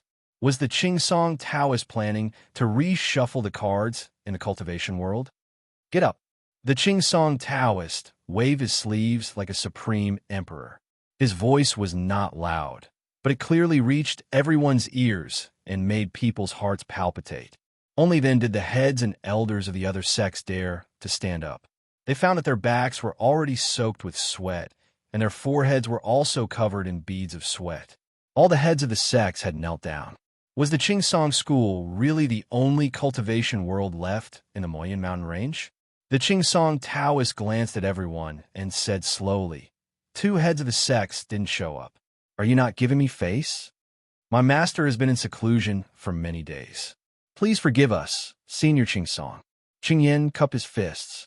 The Qing Song Taoist looked at Qing Yin and nodded slightly. Brother Feng Haochen has always stood aloof from worldly affairs, so It is understandable that he did not come. Then why is perfected Jiuhua not here? The fact that the Qingsong Taoist did not make a fuss about the absence of the Luochan sect's head made Muyu even more certain that the Qingsong Taoist already knew that Feng Haochen would not come. Otherwise, why would he let the Luochen sect off so easily and pursue the matter of the Jiuhua school's head not coming? The Jiuhua school was second only to the Qingsong school. Perfected Jiuhua's cultivation level was also at the 9th level of the Golden Core realm, but he had always been slightly superior to the Qingsong Taoist. Now that the Qingsong Taoist had become a cultivator at the nascent soul realm, could it be that perfected Jiuhua was not here because he was sullen and unwilling to bow and scrape in front of the Qingsong Taoist? Senior Qingsong, my master has been delayed by some matters. He will come later to congratulate Senior Qingsong on attaining the nascent soul true body. Zhu Wenqing stepped forward. His expression was very calm, and he did not show the fear that the others had imagined, which was very puzzling. The Qingsong Taoist attaining the nascent soul realm was a big deal in the cultivation world. The Luochen sect was a poor and dilapidated sect, so no one cared if Feng Haochen did not come. After all, the Qingsong Taoist could destroy the Luochen sect with a snap of his fingers. However, perfected Jiuhua dared to not come.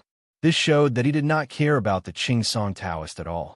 The fact that Zhu Wenqing was so calm was even more shocking. Then I will have to entertain him well later. The Qingsong Taoist looked at everyone below the stage. This was strength.